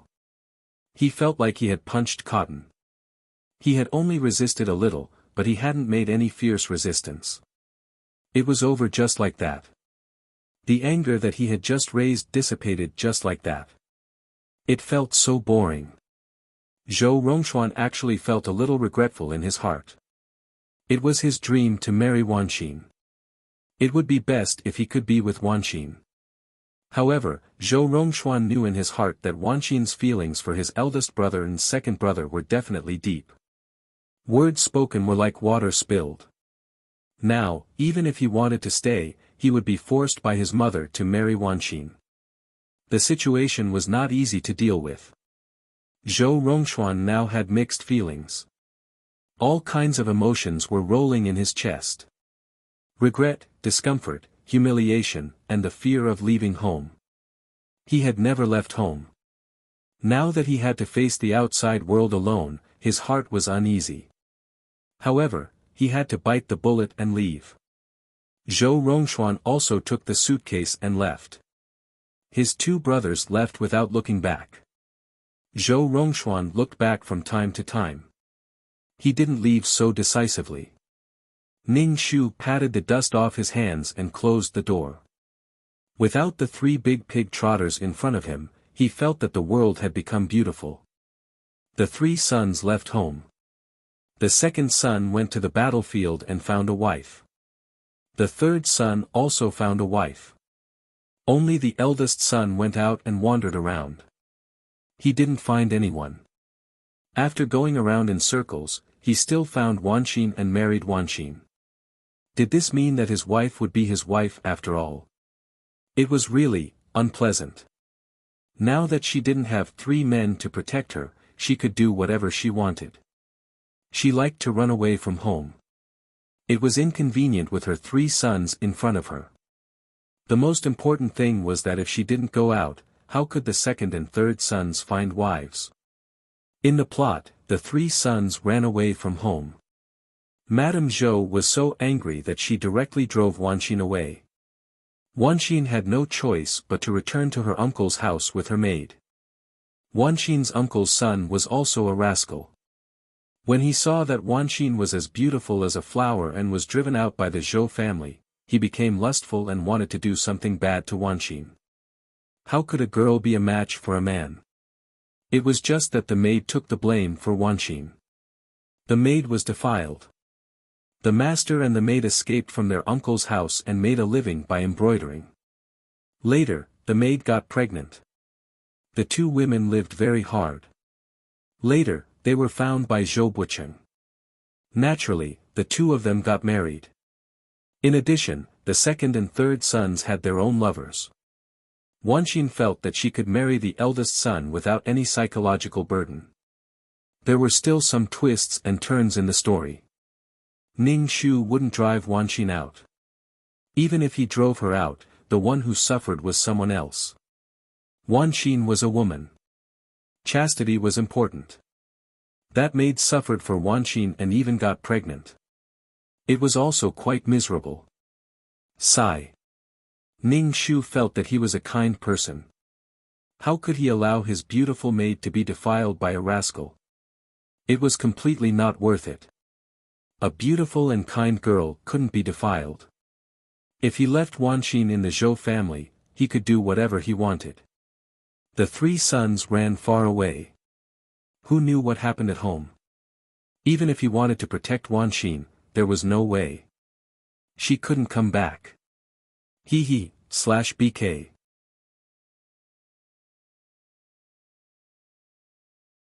Chapter 3503. No matter how pitiful Ren Wanxin was, no matter how pure and moving she was, the house was full of old people and women. Who cared how beautiful she was? 3 inches in the world, throwing flirtatious glances at a blind man. I'll make sure that all of you are properly arranged and secure. Ning Shu was finally able to crack melon seeds. There was no one watching from the side. She needed to put on airs and accompany her 3 sons. She couldn't even do something as leisurely as cracking melon seeds. Old Master Zhou woke up. After hearing that his eldest son had broken off the engagement, he also heard that his 3 sons had run away from home. None of them were left. He almost fainted again. Ning Shu immediately advised Old Master Zhou that the 3 children had grown up and should go out and explore. Moreover, 3 men were circling around a woman. Who knew what kind of trouble would happen? At that time, the entire Zhou family would be finished. Let them go out and see the outside world. Their horizons would be broadened and they wouldn't be obsessed with the backyard. Maybe we can find a daughter-in-law for you when we go out. Don't worry, nothing will happen. Our Zhou family's children have the blessing of our ancestors. Old Master Zhou grabbed the edge of the table and barely didn't faint. He gasped for breath. He felt that he had fainted for a while, but why did it feel like he had fainted for a year? Old Master Zhou was a little chubby. His big belly trembled as he breathed. He said to Ning Shu, "You should have waited for me to wake up before talking about this. Why didn't you tell me that you chased the child away?" Ning Shu looked wronged. "Old Master, I didn't chase them away. They wanted to leave. I couldn't stop them. Moreover, I didn't know what would happen if they made a fuss. So I followed their wishes and let them leave. There's money in the box. They won't suffer. If there's no money, they will obediently come back." Old Master Zhou reluctantly agreed, but he still covered his head. My head hurts," as he spoke, he was helped to the bed. He lay on the bed and groaned. Suddenly, he thought of something and said to Ning Shu, "Since the 3 boys aren't willing to marry her, then the Zhou family doesn't need this daughter-in-law. When the time comes, don't make the Zhou family unrecognizable and become a joke." 3 brothers fighting over a wife, this was really a shameful thing. Old Master Zhou didn't want the Zhou family to become a joke in the eyes of others. Ning Shu nodded and said, "Okay, but in other people's eyes, she's the daughter-in-law of the Zhou family. If we kick her out and something happens, the Zhou family will be the ones to lose face." She would not drive Wanxin out. Even if she wanted to drive her out, she could not let her take the servant girl away. The servant girl belonged to the Zhou family. When Wanqin was sold to the Zhou family by her uncle's family, it was Lord Zhou and Madame Zhou who doted on Wanqin and gave her a maidservant to let her be like the eldest miss. However, it didn't mean that this maidservant was Wanqin's. When Wanqin left, she even took this servant girl with her. The two elders of the Zhou family were also furious. They hadn't thought of this. Moreover, Wanqin's cousin wasn't a good person. He wanted to taint Wanqin. Wan Xian was as pure as ice and as pure as jade. Of course, she could not be tarnished by others. At this time, the role of the maid came in handy. A maid had been defiled and even got pregnant. Lord Zhou was very angry. I can't drive her away, but I have to keep her at home. My heart hurts. Compared to his three sons, no matter how good Lord Zhou was to Wanqin, he was not his own son. Especially when his three sons had run away from home because of Wanqin. His impression of Wanqin was even worse. Ning Shu comforted him and asked the servants to bring the cooked porridge. Lord Zhou was hungry and went to eat. He put this matter aside for the time being. Ning Shu came to the outside of Wanqin's room. When the servant girl saw Ning Shu, she quickly pushed the door open. Ning Shu asked, "Wanqin is awake?" The servant girl said, "Madam, Miss is awake. She is lying on the bed crying and not speaking." Ning Shu nodded and walked to the bedside. He saw Wanqin lying on the bed. Tears flowed from the corners of her eyes and into her hair. Some tears flowed from the corners of her eyes and into her ears. Ning Shu really wanted to say that it was easy to get ear infections if she cried like this. Looking at her pitiful and fragile appearance, she was probably waiting for someone to comfort her. Ning Shu sat on the bedside and picked up the blanket to wipe the tears from the corners of Wanqin's eyes. Only then did Wanqin react. She turned her head to look at Ning Shu. "Madam." Ning Shu went straight to the point. "Because you were hanged, the three men all ran away from home." Wanqin was stunned and sat up. "What? Ran away from home?" She was hanged for a while and heard this news when she woke up. Ning Shu nodded. "That's right. Because you ran away from home." Wanqin immediately frowned. With a bitter face, she said bitterly, "Madam, why didn't you stop them? It's all my fault. It's all my fault." As she spoke, she covered her face and started crying. Ning Shu felt his ears itch. "It's your fault. You didn't want to choose one of them." 1, 2, and 3 all left dejectedly. They were afraid that you would hang yourself again. Wanqin was speechless. It wasn't like that. She didn't want to hurt them. How could it be like this? Ning Shu touched Wanqin's head and said, "Wanqin, you're already an adult. You have to learn to live hard. From tomorrow onwards, you can start embroidering. Remember that the Zhou family has an embroidery shop. Embroider well and sell it in the shop, okay? Also, Master is angry now. He said that it was because of you that the three of them ran away from home. He said some unpleasant things. Don't take it to heart." Wanqin was originally in the wrong.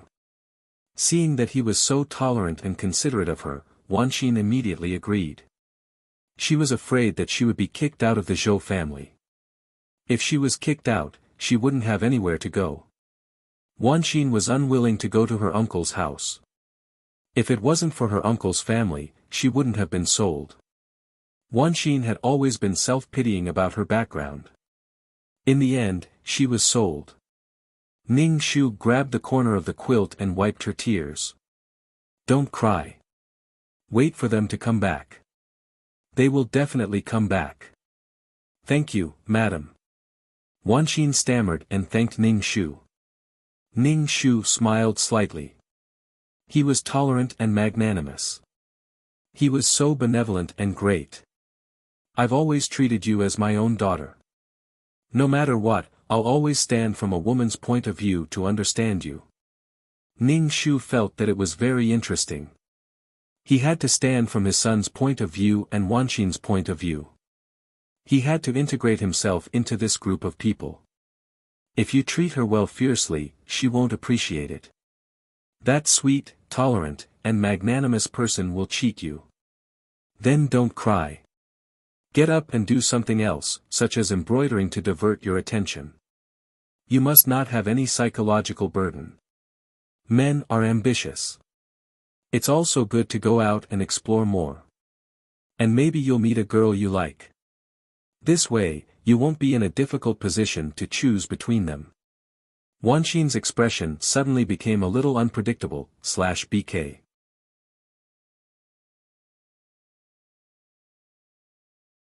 Chapter 3504. Ning Shu looked at Wanxin's face. He knew that she was greedy. She did not want to choose. She was greedy for the feeling of being cared for. But none of the three men blamed her. It was probably because of her pure, innocent, and kind eyes. Wanxin wanted to say something, but Ning Shu interrupted her. Are you okay now? Get up and walk. I'll give you the embroidery later. Wanxin coughed. Her voice was hoarse. The marks on her neck were still there.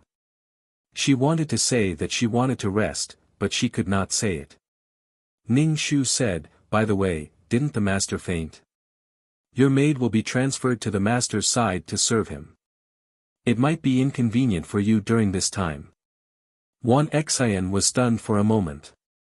She looked at Hongyu beside her and was momentarily speechless. Wanxin's expression was very surprised. It was beyond her expectations. She did not expect her maid to be transferred.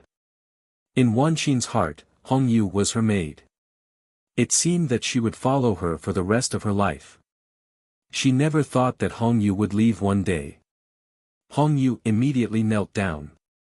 Ning Shu said, Madam, Hongyu does not want to leave Mississippi, Hongyu. Wanxin looked at Hongyu with tears in her eyes. She was very touched.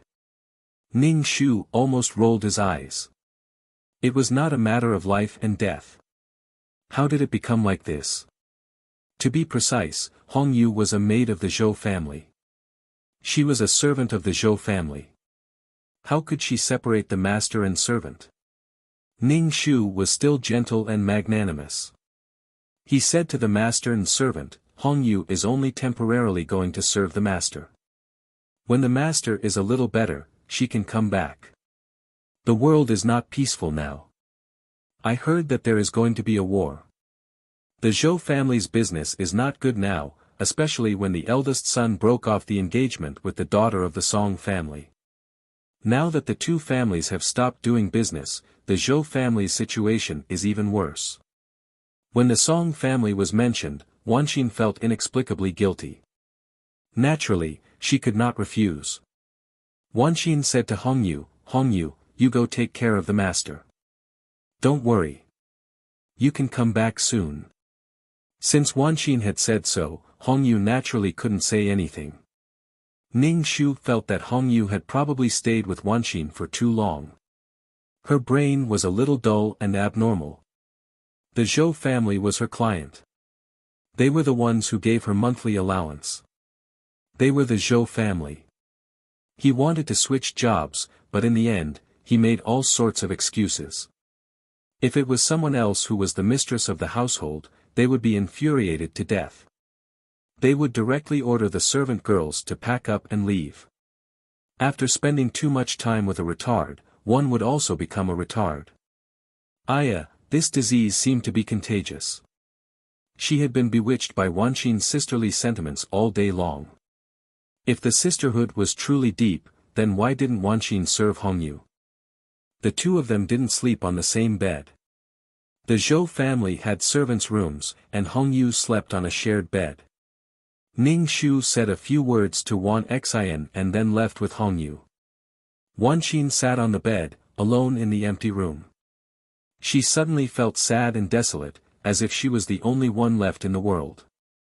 The three brothers had left without any warning or expectation. Now, the servant girl beside her had also left. Ning Shu brought Hongyu to Master Zhou's room and asked Hongyu to do some things like serving tea and pouring water. Although Hongyu was unhappy and didn't want to leave Wanxin, she couldn't resist. She could only serve Master Zhou, even if she was unwilling. Ning Shu had nothing to do, so he asked the kitchen to stew some soup and make some delicious food. He ate happily. It was not in vain to arrange for these people. Whenever there was embroidery work in the embroidery shop, Ning Shu would ask the manager to send some embroidery to the Zhou family for Wanxin to embroider. Of course, they also had to be paid. However, the wages were a little less than the embroiderers in the embroidery shop. Ning Shu felt sad all day long. If he didn't find something for Wanxin to do, he would feel uncomfortable in his heart. The Zhou family had to bear the cost of food and drink. He also had to let Wanxin do something to make the best use of everything. In the name of finding something for her to do, so that she wouldn't think too much. Look, she was thinking for Wanxin. She was afraid that Wanxin would think too much and lose her neck. Wanxin didn't want to take the money and said to Ning Shu, "Madam, Master is so good to me. It's not right for me to take the money." Ning Shu smiled slightly, "What a good child. If you want to eat something, just tell the cook. If you're tired, just take a rest. There's no hurry to do these work." The two of them held hands and looked at each other with tears in their eyes for a while. They were touched for a while. Then Ning Shu left, leaving Wanjun to face a large basket of embroidery alone. Wanxin sighed and began to embroider. She hid something in her heart. She thought about what the three men would encounter outside and who they would meet. Would it be like what Madame said, that they would meet a girl they liked? Chi. Wanxin was accidentally pricked by a needle and blood beads appeared. Wanxin quickly wiped the blood beads to prevent the blood from contaminating the embroidery. Ning Shu was quite comfortable as a wife. Every day, she just ate, drank, went to the toilet and slept. Occasionally, other wives would come to play mahjong with her and then gossip. There were also some people who came to gossip about the Zhou family in the name of concern. The news that the three sons of the Zhou family ran away from home had already spread in the town. The Zhou family was also a well-known family in the town. It would be strange if there was no gossip about such a thing. Ning Shu directly declined these people's visits and closed the door to recuperate. This body was already in menopause. It was restless and prone to dreams. It was also prone to night sweats. It was very uncomfortable. Ning Shu had nothing to do, so he boiled some nourishing soup to drink. Ning Shu was living well, but Wanxin was not so well. There were so many embroidery waiting for her to do. Embroidery was a delicate work that required full attention. It was very tiring. She hurt her eyes and cervical vertebra. If she made a mistake, she had to do it again. Especially when Wanxin said that she didn't want to be paid.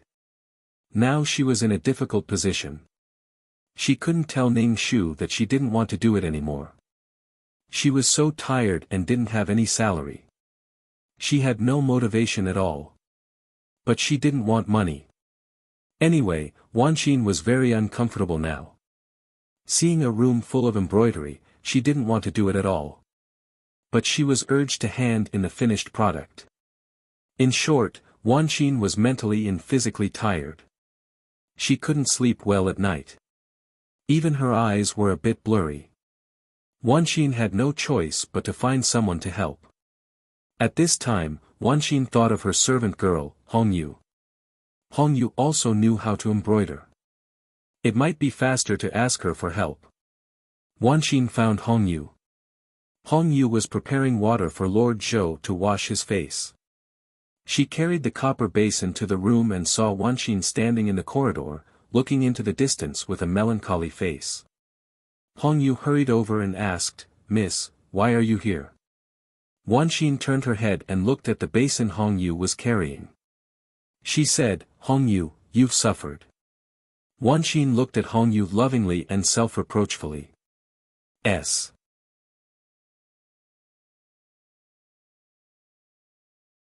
Chapter 3505. Wanxin felt that she was incompetent, so she let Hongyu suffer like this. Hongyu, you've suffered. Hongyu shook her head and said, it's nothing. I just did some ordinary things. To be honest, Hongyu felt a little confused. When she served Miss Wanxin, she also served tea and water. How could Miss Wanxin say that she suffered? Wanxin understood and said to Hongyu, Hongyu, I'll tell Madam to ask you to come back. Hongyu frowned. After all, they had been master and servant for many years. She nodded and said, okay. Wanxin laughed. She grabbed Hongyu's hand and was about to take her to see Ning Shu. Hongyu was holding a basin of water in her hand.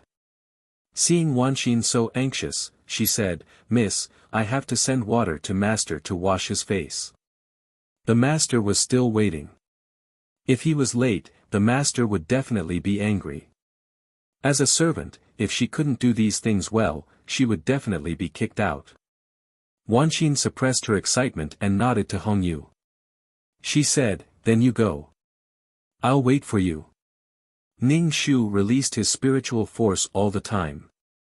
Every move of everyone in the Zhou family was under Ning Shu's eyes. Ning Shu expected that Wanxin would look for Hongyu. After all, there were so many things to do. Wanxin couldn't force herself to die.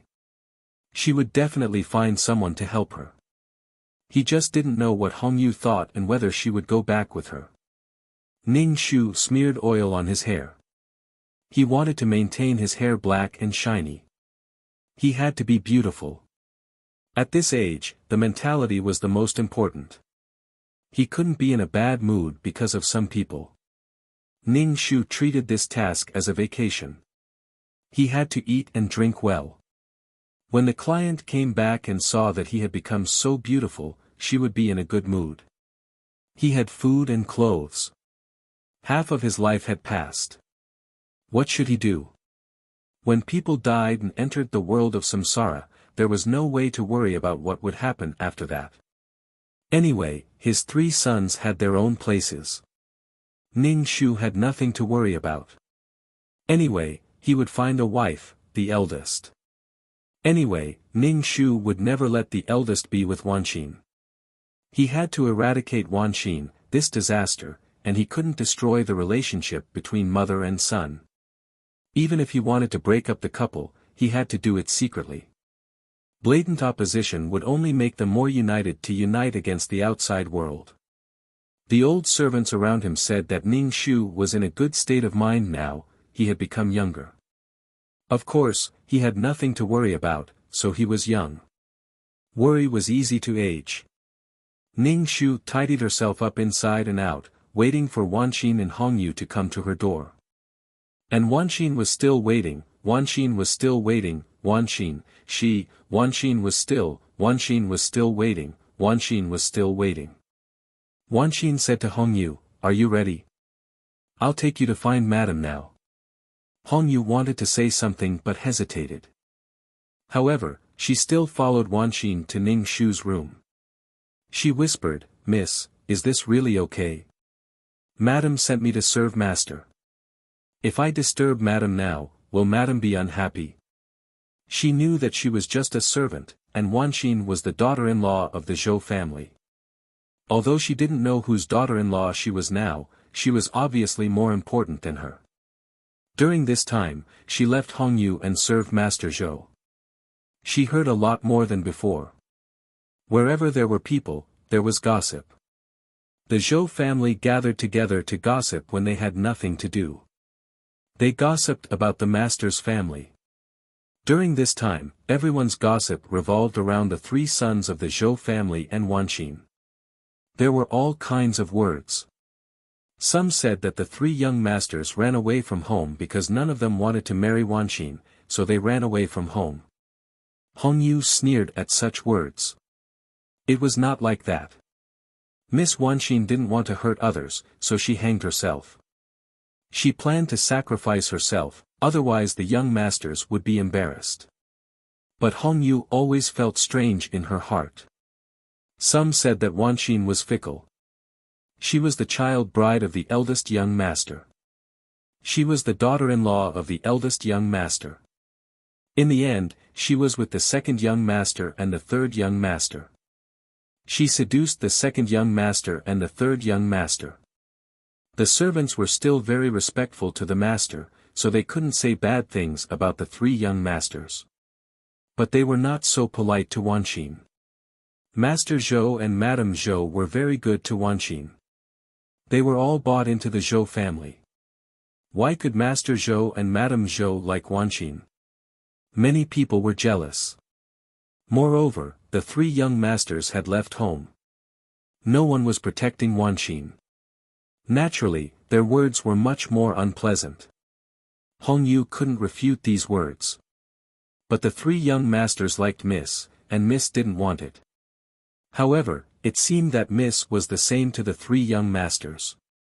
She was as shy and embarrassed as a woman who had fallen in love. Hong Yu's mind was in a mess. She followed Wanqin and stood in front of the door of the master's wife's room. Looking at the hanging curtain, Hong Yu wanted to turn around and leave. But Miss Wanqin had already spoken, and Madame had let them in. Hong Yu could only follow them in. Ning Shu sat on a chair surrounded by roses and casually peeled longan to eat. He asked casually, "Wanqin, why are you looking for me?" Wanqin knelt down with a thud. It was summer. She knelt down so firmly. Just hearing the sound of it was painful. Ning Shu's heart didn't waver, but he looked surprised. "Ah, why are you kneeling down? The floor is cold. Get up quickly." Of course, Wanqin wouldn't get up. Seeing Wanqin kneel down, Hong Yu had no choice but to kneel down too. But Hong Yu didn't kneel down directly. Instead, she slowly knelt down. Ning Shu took a sip of tea and ignored the two kneeling people. Wanqin hesitated and said, "Madam, can you let Hong Yu come back?" Ning Shu put down the teacup and asked, "What's wrong? Is the servant too tired and can't do it alone? Do you need someone to help you?" Hong Yu was speechless. Hong Yu's expression became a little strange. So Miss Wanqin had asked her to go back because of something. She was going back to ask her to help with something. In that case, it didn't matter where she stayed. Speaking of which, it was very easy to serve Master in his room. After doing what she needed to do, she still had time to wander around and play. Hong Yu also heard that Miss Wanqin had started embroidery recently. She heard that it was to help the Zhou family. Now that she was asked to go back, it must be to help with these things. Embroidery was a very tiring thing. If Hong Yu hadn't left and stayed by Wanqin's side, it would have been fine. She didn't have to serve Master Zhou, so she was willing to suffer with Wanqin.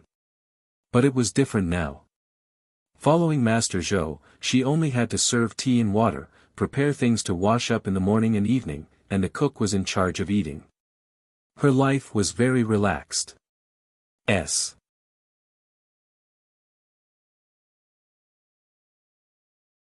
Chapter 3506.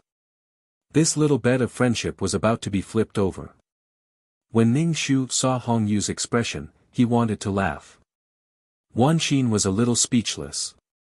She really didn't know how to respond. She didn't expect Ning Shu to be so direct. It made her seem like she had bad intentions now. She didn't want to find help, but she was worried that Hong Yu had been wronged by the master. In her heart, Hong Yu was like a sister. It was a little awkward now. Hong Yu must be unhappy. Wanqin glanced at Hong Yu and found that her expression was normal. Then, she looked at Ning Shu with a little resentment. Ning Shu didn't seem to notice her complicated look at all. He said to Wanqin and Hong Yu, "I'm not an arbitrary person. This matter depends on Hong Yu. If Hong Yu wants to go back, then go back." Wanqin immediately looked at Hong Yu. Her eyes were full of expectation and happiness. She was happy that Hong Yu could go back with her. "Hong Yu. I'm a servant. I'll listen to the madam." Hong Yu didn't really want to go back now. She knew that Miss Wanqin was here to find a strong man to let her go back and help with embroidery. Hongyu felt that her life now was very good and relaxed. Especially when she didn't have to face Wanqin's bitter face. Wanqin loved to be sad and talk about some inexplicable things. It was hard and tiring to go back. However, Hongyu couldn't refuse Wanqin directly. She could only kick the ball to Ningxu. Wanqin looked at Hongyu in disbelief. In her imagination, Hongyu should be very happy and even cry in each other's arms. They could finally be reunited. However, Hongyu's behavior was like a bucket of ice water poured directly on her. It was cold and made Wanqin feel betrayed. Wanqin's watery eyes seemed to be filled with tears. She looked at Hongyu pitifully. Although there was no blame in her eyes, the lethality of her eyes was a little strong. Hongyu turned her head to avoid Wanqin's eyes. Ningxu laughed in his heart. How could Wanqin be so confident that Hongyu would go back with her? It might not be easy to serve Wanqin. To be honest, old Master Zhou wasn't a meddlesome person. He was a man, so he usually went out to do business and socialize. Otherwise, he would go to the shop to run some errands. He would only be at home in the morning and at night. It was not difficult to serve Lord Zhou, but it was different when he was with Wanqin. Except for sleeping at night, he had to stay with her all the time. If he had nothing to do, he would ask him to run errands. It might not be easy. Ningxu transferred Hongyu away so that Hongyu could enjoy a relaxed working environment. Once she enjoyed it, she was not willing to lose it. Wanqin didn't have many people around her. Besides, Ningxu didn't want Hongyu to be taken away by Wanqin and be defiled and pregnant. Wanqin, on the other hand, waited until Boss came back. If she married Boss, what would happen to Hongyu? In the plot, it seemed that Wanqin's uncle's family came to propose marriage to Hongyu. Marrying into such a family was no different from jumping into a fire pit. It was a convenient thing to do, and it also divided the master and servant. Ningxu sat on the chair like the Guanyin Bodhisattva. He smiled as if he could save all living beings. It's okay, Hongyu. If you want to stay by Wanqin's side, you can. I'll send someone else to serve Lord. I thought about it carefully. You have a good relationship. It's not right to separate you like this. Hongyu, you'd better follow Wanqin. When Hongyu heard this, her expression changed. She hurriedly said, Madam, I'm willing to serve Lord. Since Madam wants me to serve Lord, I'm a servant. I should listen to Madam. Wanqin's tears flowed down. Now she was sure that Hongyu was unwilling to go back with her. Their relationship of so many years was gone.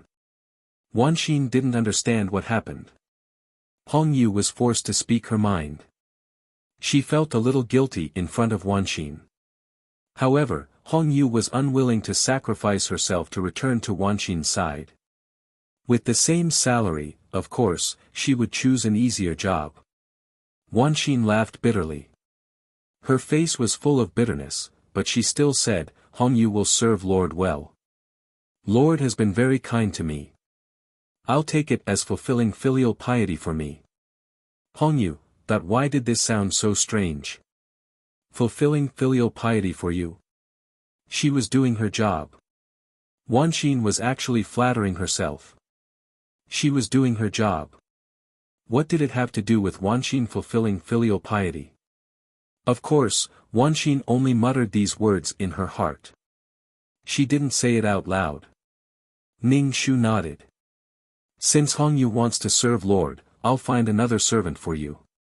She still had to do some face work. When the 3 pig trotters came back, they would say that she abused Wanqin. Of course, she couldn't guarantee the quality of this servant. Perhaps this maidservant was diligent and kind, or perhaps she was a gluttonous and lazy person. Wanqin shook her head and said to Ningxu, There's no need, madam. The other servants aren't Hongyu. Ningxu, Hongyu, it's better if you don't want it. If you don't want it, then go busy yourself. Alright, if you need anything, just tell me. You're my daughter, Ning Shu said kindly. The sweetest thing was that she said a few nice words, but she didn't do anything. Alright, I'll do as you say. If you don't want it, then don't. Wanxin got up from the ground and left the room after saying goodbye to Ning Shu. Hongyu breathed a sigh of relief and followed her out of the room. The two met at the door. Hongyu felt a little guilty and quickened her pace.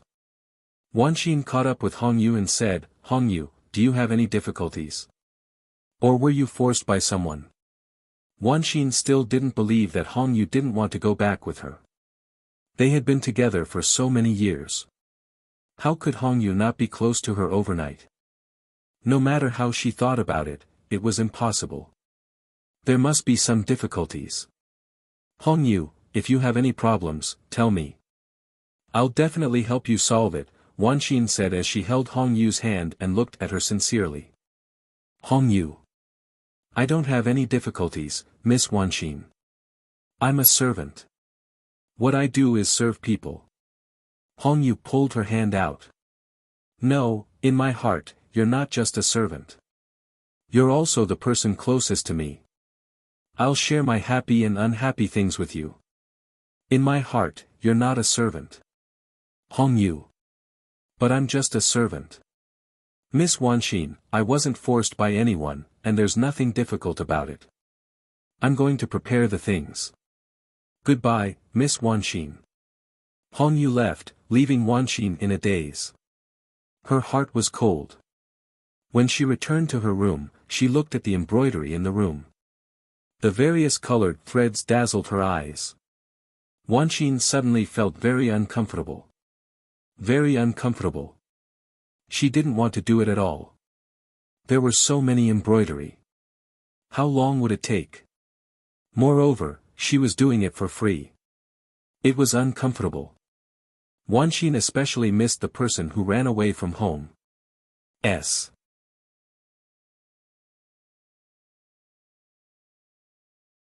Chapter 3508. As Wanxin embroidered, her tears fell. Her tears fell on the cloth, forming spots. Wanxin wiped her tears, but more and more tears flowed. She couldn't control them at all. In the end, Wanxin crawled on the bed and cried in a suppressed manner. Fat Lass looked at Wanxin curiously. She couldn't figure out why Wanxin was crying for no reason. Fat Lass's nerves were as thick as her body. She looked outside and saw that it was time for breakfast. Generally speaking, the servants could only eat after the master finished eating. It was time to eat. Fat Lass said to the sobbing Wanxin, Miss, what do you want to eat? I'll bring you food. When Wanxin heard this, she cried even harder. She felt terrible. She missed the three young masters. Wanxin ignored Fat Lass. Fat Lass saw that the miss was ignoring her and was afraid that there would be no food later. She ignored Wanxin and went to eat. Fat Lass felt that Wanxin was really crazy. It was already time to eat. Why didn't she eat? She felt terrible if she didn't eat. Fat Lass's figure was due to eating. When Fat Lass came back after eating, she saw that Wanxin was embroidering again with tears on her face. Fat Lass asked, Miss, are you hungry? Do you want to eat? Wanxin glanced at Fat Lass. Fat Lass's dark and fat face squeezed her eyes so much that they were small. She looked like this and still ate all day. What was wrong with her? Wanxin couldn't bear to look at her. She shook her head and said, I'm not hungry. Fat Lass nodded and stood aside. She took out a bun from her pocket and nibbled on it. Suddenly, the room was filled with the smell of vegetable buns. Wanxin's tone was very heavy and contained anger. However, the thick-skinned Fat Lass couldn't feel it at all. She said okay and opened the door to sit on the steps at the door and nibbled on the bun. Wanxin felt extremely stifled. One was sensitive, while the other was big-hearted and fat. Her nerves were as thick as steel. She completely understood the other party's thoughts. Fat Lass didn't know that Wanqin was sulking. If Wanqin didn't say it, Fat Lass wouldn't know. Even if she said it, Fat Lass wouldn't understand. She would even blame her for being angry and not eating. She could vomit people to death. Wasn't it infuriating? Not only did she not find a helper, but she also brought back such a person. He regretted looking for Madame. After Fat Lass finished eating the steamed buns, she burped and pushed the door open. Seeing Wanqin in a daze, Fat Lass asked naively, "Miss, are you hungry?" "Wanxian, I'm not hungry. Stay by my side and don't disturb me." If it was Hongyu, perhaps he could still talk to her and relieve the worries in his heart. Hongyu understood her thoughts. After being together for so many years, Hongyu would understand whatever she said. With Hongyu around, they could still chat while doing it.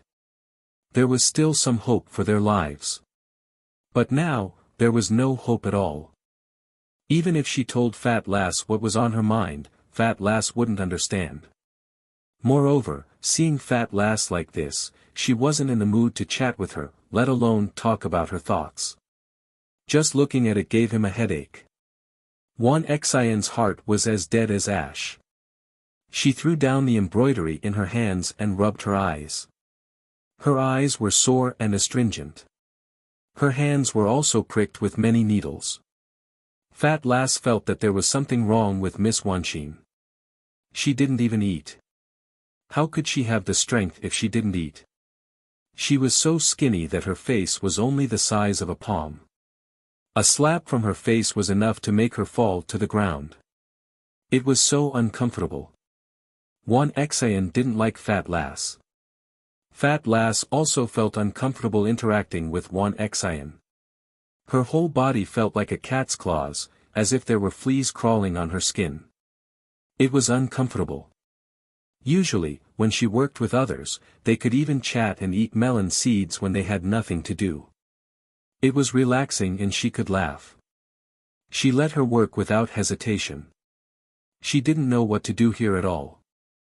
There was an uncomfortable atmosphere and aura around Miss Wanqin. She looked delicate and pitiful, making people feel pity for her. But at the same time, it also made people feel bitter. It made people feel uncomfortable when they saw her. Fat Lass had heard the cook describe Miss Wanqin before. She said that Wanqin was a Yangzhou skinny horse. She didn't quite understand what Yangzhou skinny horse meant. However, the cook's smile was a little disdainful. She said that men liked this. Even a drop of tear could make them look beautiful. Fat Lass didn't understand. Wasn't that good? It was a good thing that she could look good when she cried. Just like when she cried out loud. Why would she care if she looked good or not? The cook sneered. Fat Lass, no man likes you.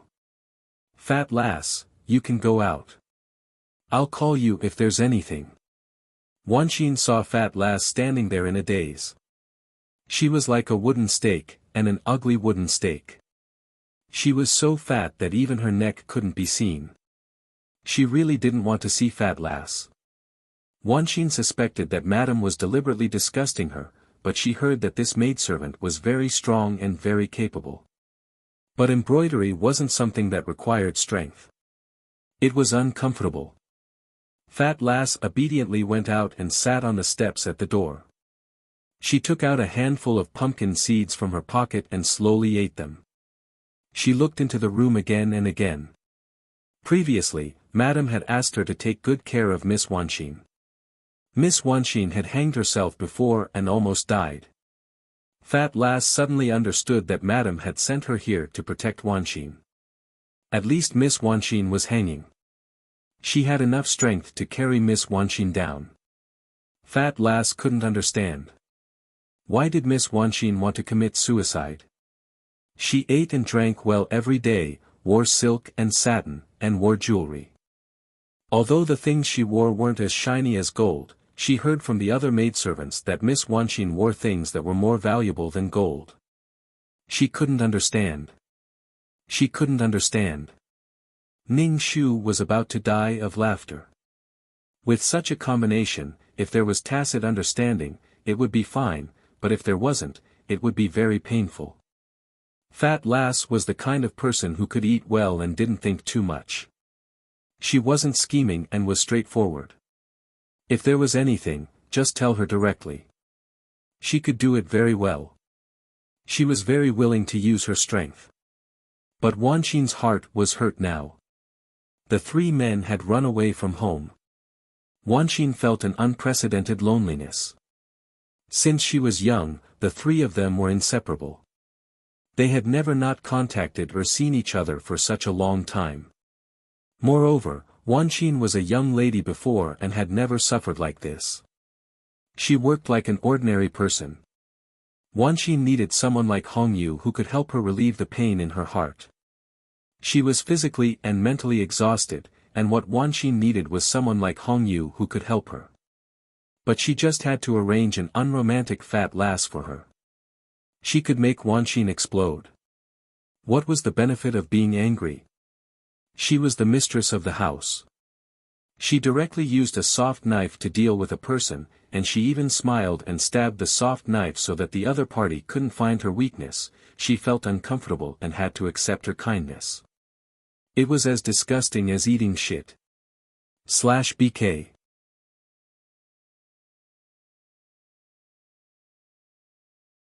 Chapter 3509. It was difficult for Wan Qin and Fat Lass to get along with each other. Both of them felt that it was difficult to get along with each other. Fat Lass found Ning Shu and said that she was willing to do odd jobs. She couldn't serve Miss Wan Qin. Ning Shu, of course, smiled and coaxed Fat Lass to go back. Fat Lass was stunned by Ning Shu's bewitching words. She patted her chest and said that she would take good care of Miss Wan Qin.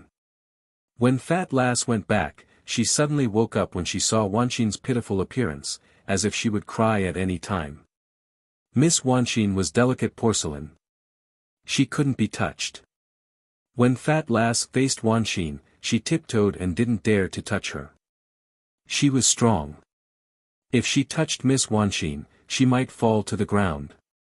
When it was time to deliver the goods, Ning Shu took a few people to Wan Qin's room. Wan Qin's room looked a little messy. Threads of various colors were entangled and rolled into a ball. It was more messy than cutting them. All kinds of cloth were placed on the table. Wan Qin was lying on the table and falling asleep. It seemed that she had stayed up all night embroidering. She couldn't stand it anymore, so she fell asleep on the table. Ning Shu tapped on the table with her fingers, making a tapping sound, which woke up Wan Qin who was sleeping. Wan Qin woke up and rubbed her eyes. When she saw Ning Shu, she immediately stood up and called out, "Madam." Recently, Wan Qin hadn't rested well. She looked haggard and even had dark circles under her eyes. She used to look pitiful and listless, but now she looked listless. Ning Shu frowned tightly. "It's time to deliver the goods. How much have you embroidered?" Wan Qin took out a few handkerchiefs. They were the results of Wan Qin's work. Ning Shu took the handkerchiefs and glanced at them. They were sloppy. Some of the stitches were a little rough. It didn't look high-end at all. Wan Qin looked at Ning Shu carefully. When she saw Ning Shu's frown, she raised her eyebrows and called out, "Madam." Ning Shu put down the handkerchief and said to Wan Qin seriously, "This is your finished product. It's so little. The embroidery shop is still waiting for the goods." I'm sorry." Wan Qin immediately apologized. "I didn't know." I'm sorry." Wan Qin's expression was painful and guilty, making people unable to blame her. Sorry, Ning Shu wasn't in the mood to be protective of the fairer sex. Ning Shu was protective of beautiful and kind girls. But he wasn't in the mood for that at all. He would deal with Wan Qin first.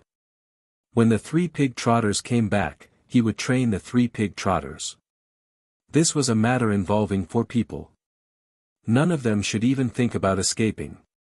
"Wan Qin, if you can't do it on your own, you should tell me." Didn't I always tell you that you have to tell me if you have any questions? Do you know how much loss the embroidery shop will have to bear if you keep it to yourself and delay the construction period? Wan Xin, I'm very disappointed in you. Ning Shu's face was full of disappointment. He sighed and looked at Wan Xin. Wan Xin's face turned red. Most importantly, there were so many people watching. She felt that her dignity had been trampled on. She was very uncomfortable. Sweat seeped out of her back. It was as uncomfortable as being pricked by needles. I'm sorry. Wan Xin lowered her head and apologized. She was very upset with herself. At the same time, she had a feeling of resentment toward Ning Shu. She missed the three young masters even more. Ning Shu sighed. Wan Xin, if you don't tell me, how would I know that you can't do it? You should tell me if you can't finish embroidering. But it's not bad that you can embroider these. Thank you, madam, but I still can't do it well. Wan Xin sighed in relief. It's all because of me that the construction period was delayed. Ning Shu asked someone to take away the embroidered things and said to Wan Xin, it seems that you can't embroider so much. Embroider less next time. Wan Xin was speechless. Embroider more. She was already so tired from embroidering these. She still had to give so much more. Wan Xin's lips moved. She wanted to say something, but her self-esteem made her unable to say anything. Ning Shu looked at Wan Xin's constipated face and asked, is there anything else? Wan Xin said. There's nothing else. Ning Shu nodded. Okay. Put these embroidered things in the embroidery shop. You can embroider the rest slowly. There's no rush, Ning Shu said to Wan Xin. Wan Xin was speechless. Ning Shu gave the embroidery to the embroiderer behind him and turned to leave. Wan Xin called out to Ning Shu. Ning Shu looked back at her and asked, is there anything else? Wan Xin looked at Fat Lass, who was standing beside her like a wooden stake, and said, Madam, can you transfer Hong Yu back to my side? Hong Yu can help me. We've always lived together. Fat Lass is very good, but I'm more familiar with Hong Yu. Wan Xin really couldn't stand Fat Lass anymore. It was better not to have Fat Lass. At least there was no one in front of her. It was very uncomfortable. Ning Shu nodded without thinking. Okay. If Hong Yu is willing to come back with you, that's fine. If not, I won't force her. You can talk to her. She should be willing to come back. Ning Shu would never use her authority to ask Hong Yu to come back. If she insisted that Hong Yu come back, she would definitely come back. However, Ning Shu wouldn't do that. Wouldn't it be better if Hong Yu rejected Wan Xin personally? Only then did Wan Xin reveal a smile, but this smile was bitter. Ning Shu said to Wan Xin, regardless of whether Hong Yu comes back or not, Fat Lass can stay here first. If there's anything, she can run errands. Wan Xin just nodded and sighed in her heart. Ning Shu left with his people. When they were far away, the embroiderer said to Ning Shu, are these things really going to be displayed in the embroidery shop? They're not qualified at all. Ning Shu's lips curled up crazily. Sell them. Sell them cheaply. Sell them as defective goods. They're embroidered by Wan Xin. You can't hurt her enthusiasm, right? The embroiderer was speechless. She might as well not sell them. That would hurt her pride even more. The embroiderer said, Madam, I'll change some parts to make the embroidery look better. Thank you. Ning Shu nodded in agreement. Wan Xin hurriedly went to find Hong Yu. Hong Yu was listening to the gossip. When she saw Wan Xin's excited expression, she had a bad feeling. As expected, she pulled her to the side and asked her if she was willing to go back. Hong Yu was speechless. She didn't want to go back. Miss Wan Xin was here to pull men. Hong Yu said, Miss, I have to take care of Master. I really can't go back with you. Wanqin grabbed Hong Yu's hand and said, "You can go back if you want. Madam said that if you're willing to go back with me, she'll send someone else to take care of Master. Master will be taken care of. You don't have to worry." When Hong Yu heard this, a strong sense of danger rose in her heart. Thinking that her job was going to be taken by someone else, she felt very bad. /BK You're tuning in to the Han Li's Wuxia Adventures YouTube channel. We're so grateful for your support, and don't forget to subscribe to join us on this incredible journey through captivating stories. Your generosity through donations truly makes a world of difference, as it's the primary source of revenue that allows me to expand and enhance this channel for you. Thank you from the bottom of my heart for being a part of this adventure.